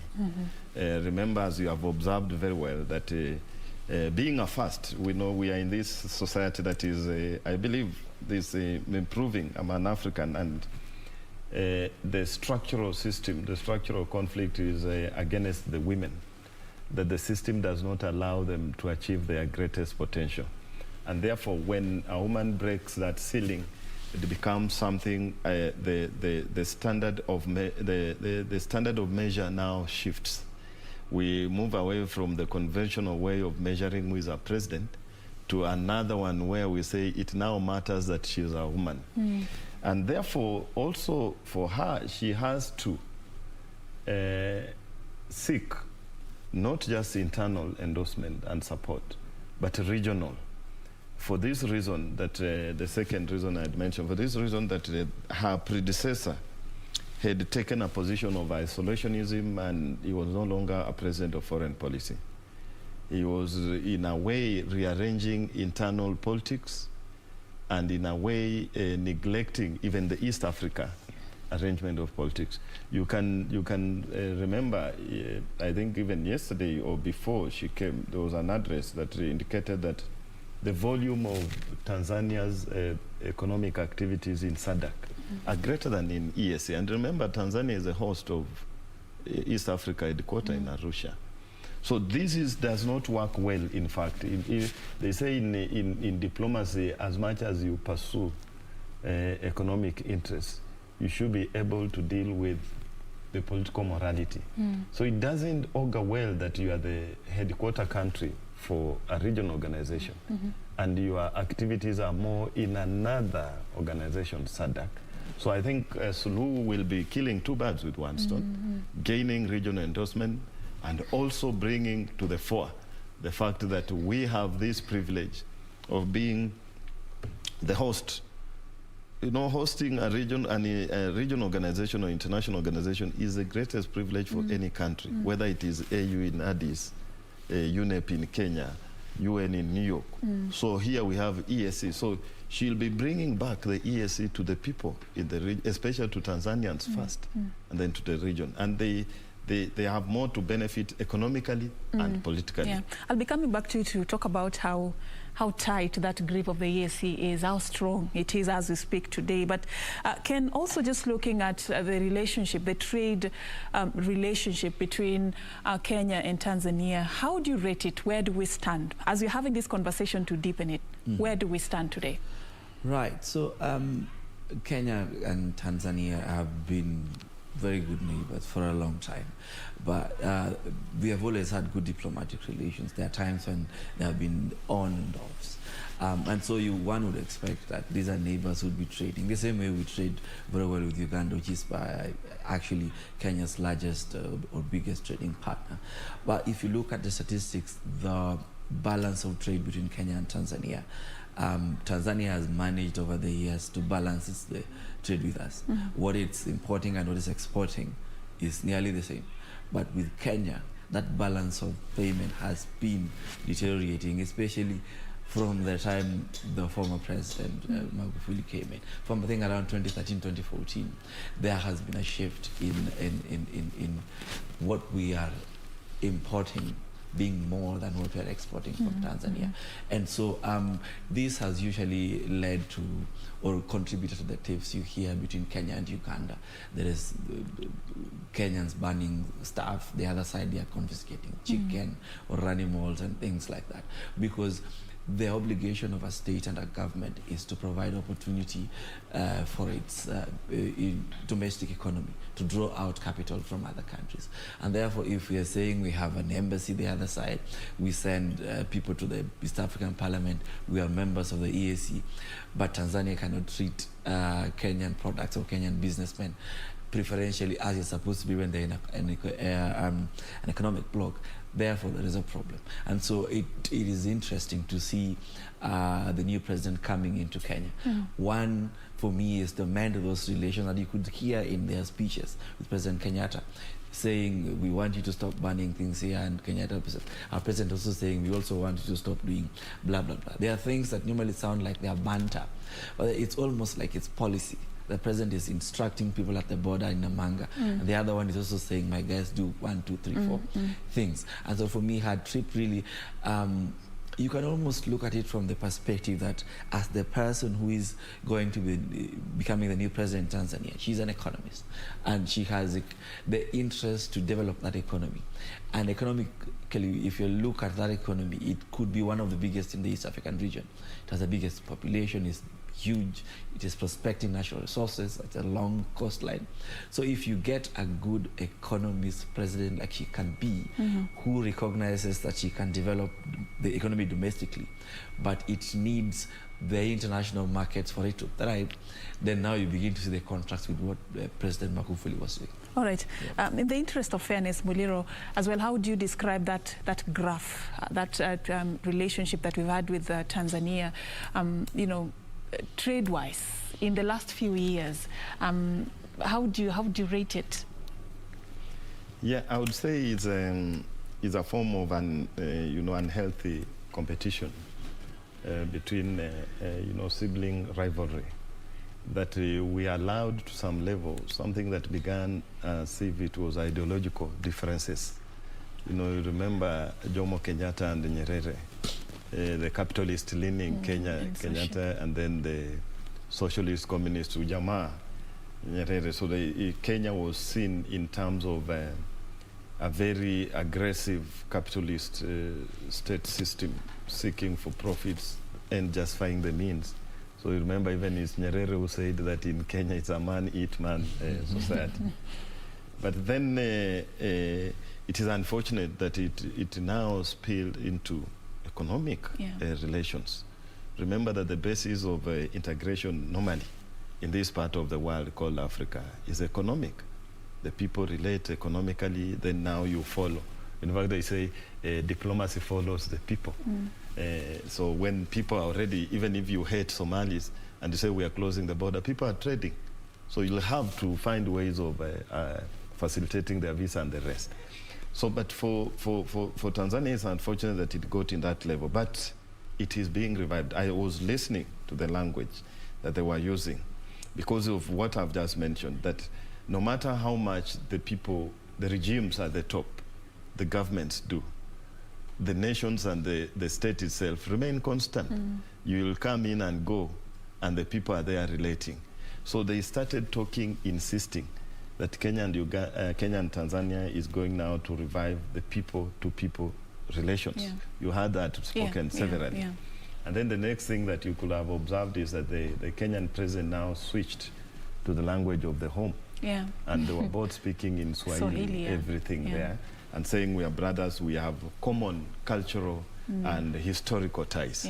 I think cultural more, the people. We have more in common. Yes, more in common, even one language in that way.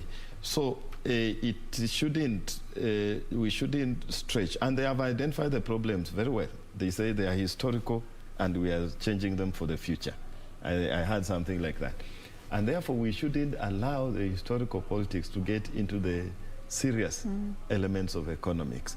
So you have seen that it has not been so, what I would say, so acute that we can say now the relations have collapsed. It's not that bad. It's not that bad. It's just some level of, in fact, they kept on referring to them as small issues, petty issues of maybe ego. But the businesses will still continue. I hear even Sulu was saying there are 30 companies that invested. I was surprised. I thought it's the other way, that it's Kenya. But Tanzanians have invested here. So we can say economically it has been deteriorating, as you say, the graph. But there is room for it to rise, whether they like it or not. The forces of free market, the neo-liberal forces that they say, the free market economics, will force them. All right. To work and together. We'll talk about some of the proposals and how, the way forward, how do we then improve this relationship that has been not, going on so well. But just to highlight some of the things that even Muliro has brought out, what President Suluhu said yesterday as part of her speech in terms of the level of investment in both countries, which to me seemed a bit unbalanced. President Suluhu said that Kenya actually is ranked highest in the East African community in terms of investment in Tanzania, and fifth globally among all the countries. Kenya comes in fifth, and she was saying this because, according to what she shared, is that Kenya has over 513 investment projects in Tanzania worth over $1.7 billion US, and employment opportunities for Tanzania stand as high as 51,000 people who have been employed in some of these projects that Kenya has in Tanzania. flipping the coin, looking at what Tanzania is doing in Kenya.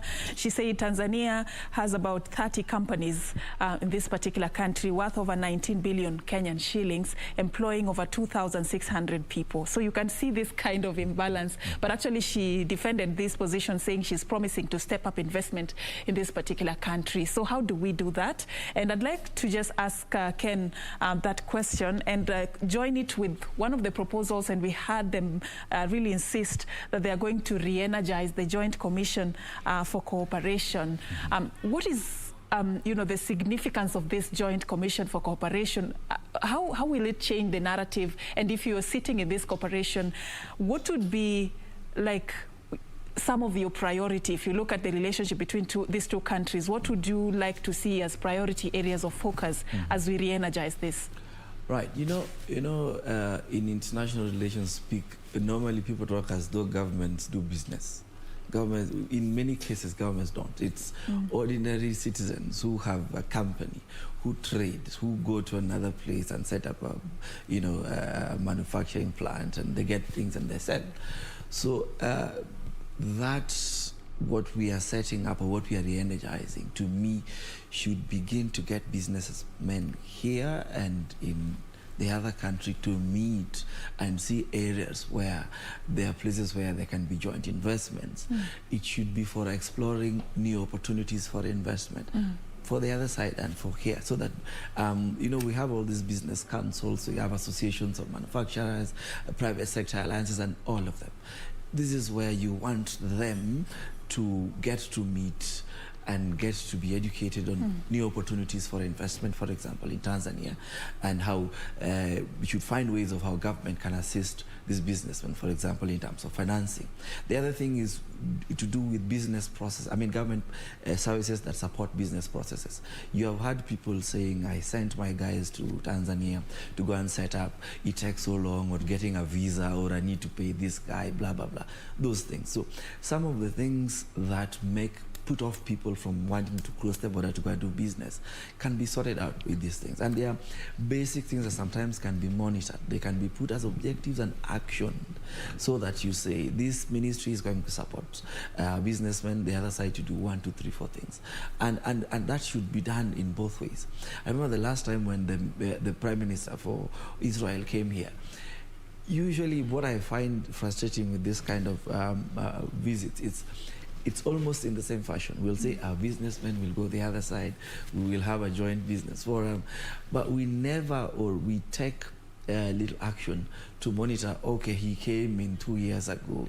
After that, how much business has that meeting or that forum actually incentivized? Because President Magufuli was here in 2016, and if you go back to those speeches, I'm sure you will hear that kind of talk. President Kenyatta also went to Chato, and we said it reduced tensions. Then last year during COVID-19, you could see how government officers at the border, you hear people saying when goods get to Namanga, they have to get onto a new container. But borders are not places for transferring goods, they are transit areas. So we have to find ways in which pronouncements made when these presidents meet and when they make speeches that President Suluhu is going to make at Parliament today, how it is translated into actual government services, actual things that support business and make trade and investment continue. Thank you, Ken, for saying that, so that it is not just diplomatic talk, it's actually something that is actually done on the ground on both sides, both in Kenya and Tanzania. And pictures you can see on your screen right now are coming to us live from Serena Hotel. This is where the Joint Business Forum is currently underway. It's bringing together both the Kenya and Tanzania's business community. The chief guest at this particular forum, President Uhuru Kenyatta, who is hosting Tanzania's President Samia Suluhu Hassan. They are going to be addressing attendees there just to discuss more about how to deepen the trade relationship between Kenya and Tanzania. This is just to see to it that we both tap into the opportunities that we both have as the two countries. We will be crossing over to that particular venue any minute from now, as soon as they get to attend, and just to give you live pictures and for you to follow the proceedings at this particular forum. But in studio, we are discussing the way forward on how to deepen this relationship, looking at where the rain started to beat us as Kenya, as Tanzania, and how then do we fix the relationship and achieve better results when it comes to matters economy and also diplomacy. And in studio, I'm having this conversation together with two gentlemen, Wilfred Muliro, a governance expert and also has expertise in international relations. I'm also having Ken Okwaro, an international development specialist and executive director, Africa Center for People Institutions. And, I just want to understand from you, Muliro, looking at even what Ken has cited, how we've treated some of the issues that have emanated, like banning some products over the border and just trying sort of to safeguard the local economy. How do you advise such issues should be addressed in a diplomatic way? Like the other day we saw was it one-day-old chicks that were banned? Mm-hmm. And then we have issues like maize importation being banned because of issues to do with high levels of aflatoxin. How do we deal with such issues in a way that will not hurt the diplomatic relations that, countries have? Is there a safer way of addressing it? Yes. You are right that in fact, by that time, you remember Magufuli thanked the ambassador, Kenya's ambassador to Tanzania, and in a way criticized his own ambassador at a time when we closed the borders because of the friction on COVID. And it is because these two countries, there are very many mechanisms of stemming such issues. The first one is that the reason why we have established diplomatic missions, the embassies between the two states, is because we assume that we have two things. One, we have good relations, and number two, there is a lot of activity between the two states, interactions of the people and the rest. And therefore, because of that, there are channels. One, you can do it at summit, pick a call each other and ask about the problem, but the beginning is always at the embassies. At the, all right. I'll just sorry to cut you short. I'll cut you short there. But as we can see, already President Uhuru Kenyatta is making his way, onto the podium there. He's among the chief guests who are going to be addressing this joint business forum, joined there by Tanzania's President Samia Suluhu Hassan. The two heads of state are going to be addressing this particular forum just to discuss more on how to deepen the relationships between Kenya and Tanzania. We'll just now like to hand you over to that particular forum, and then we'll come back and discuss and dissect more issues that are emanating.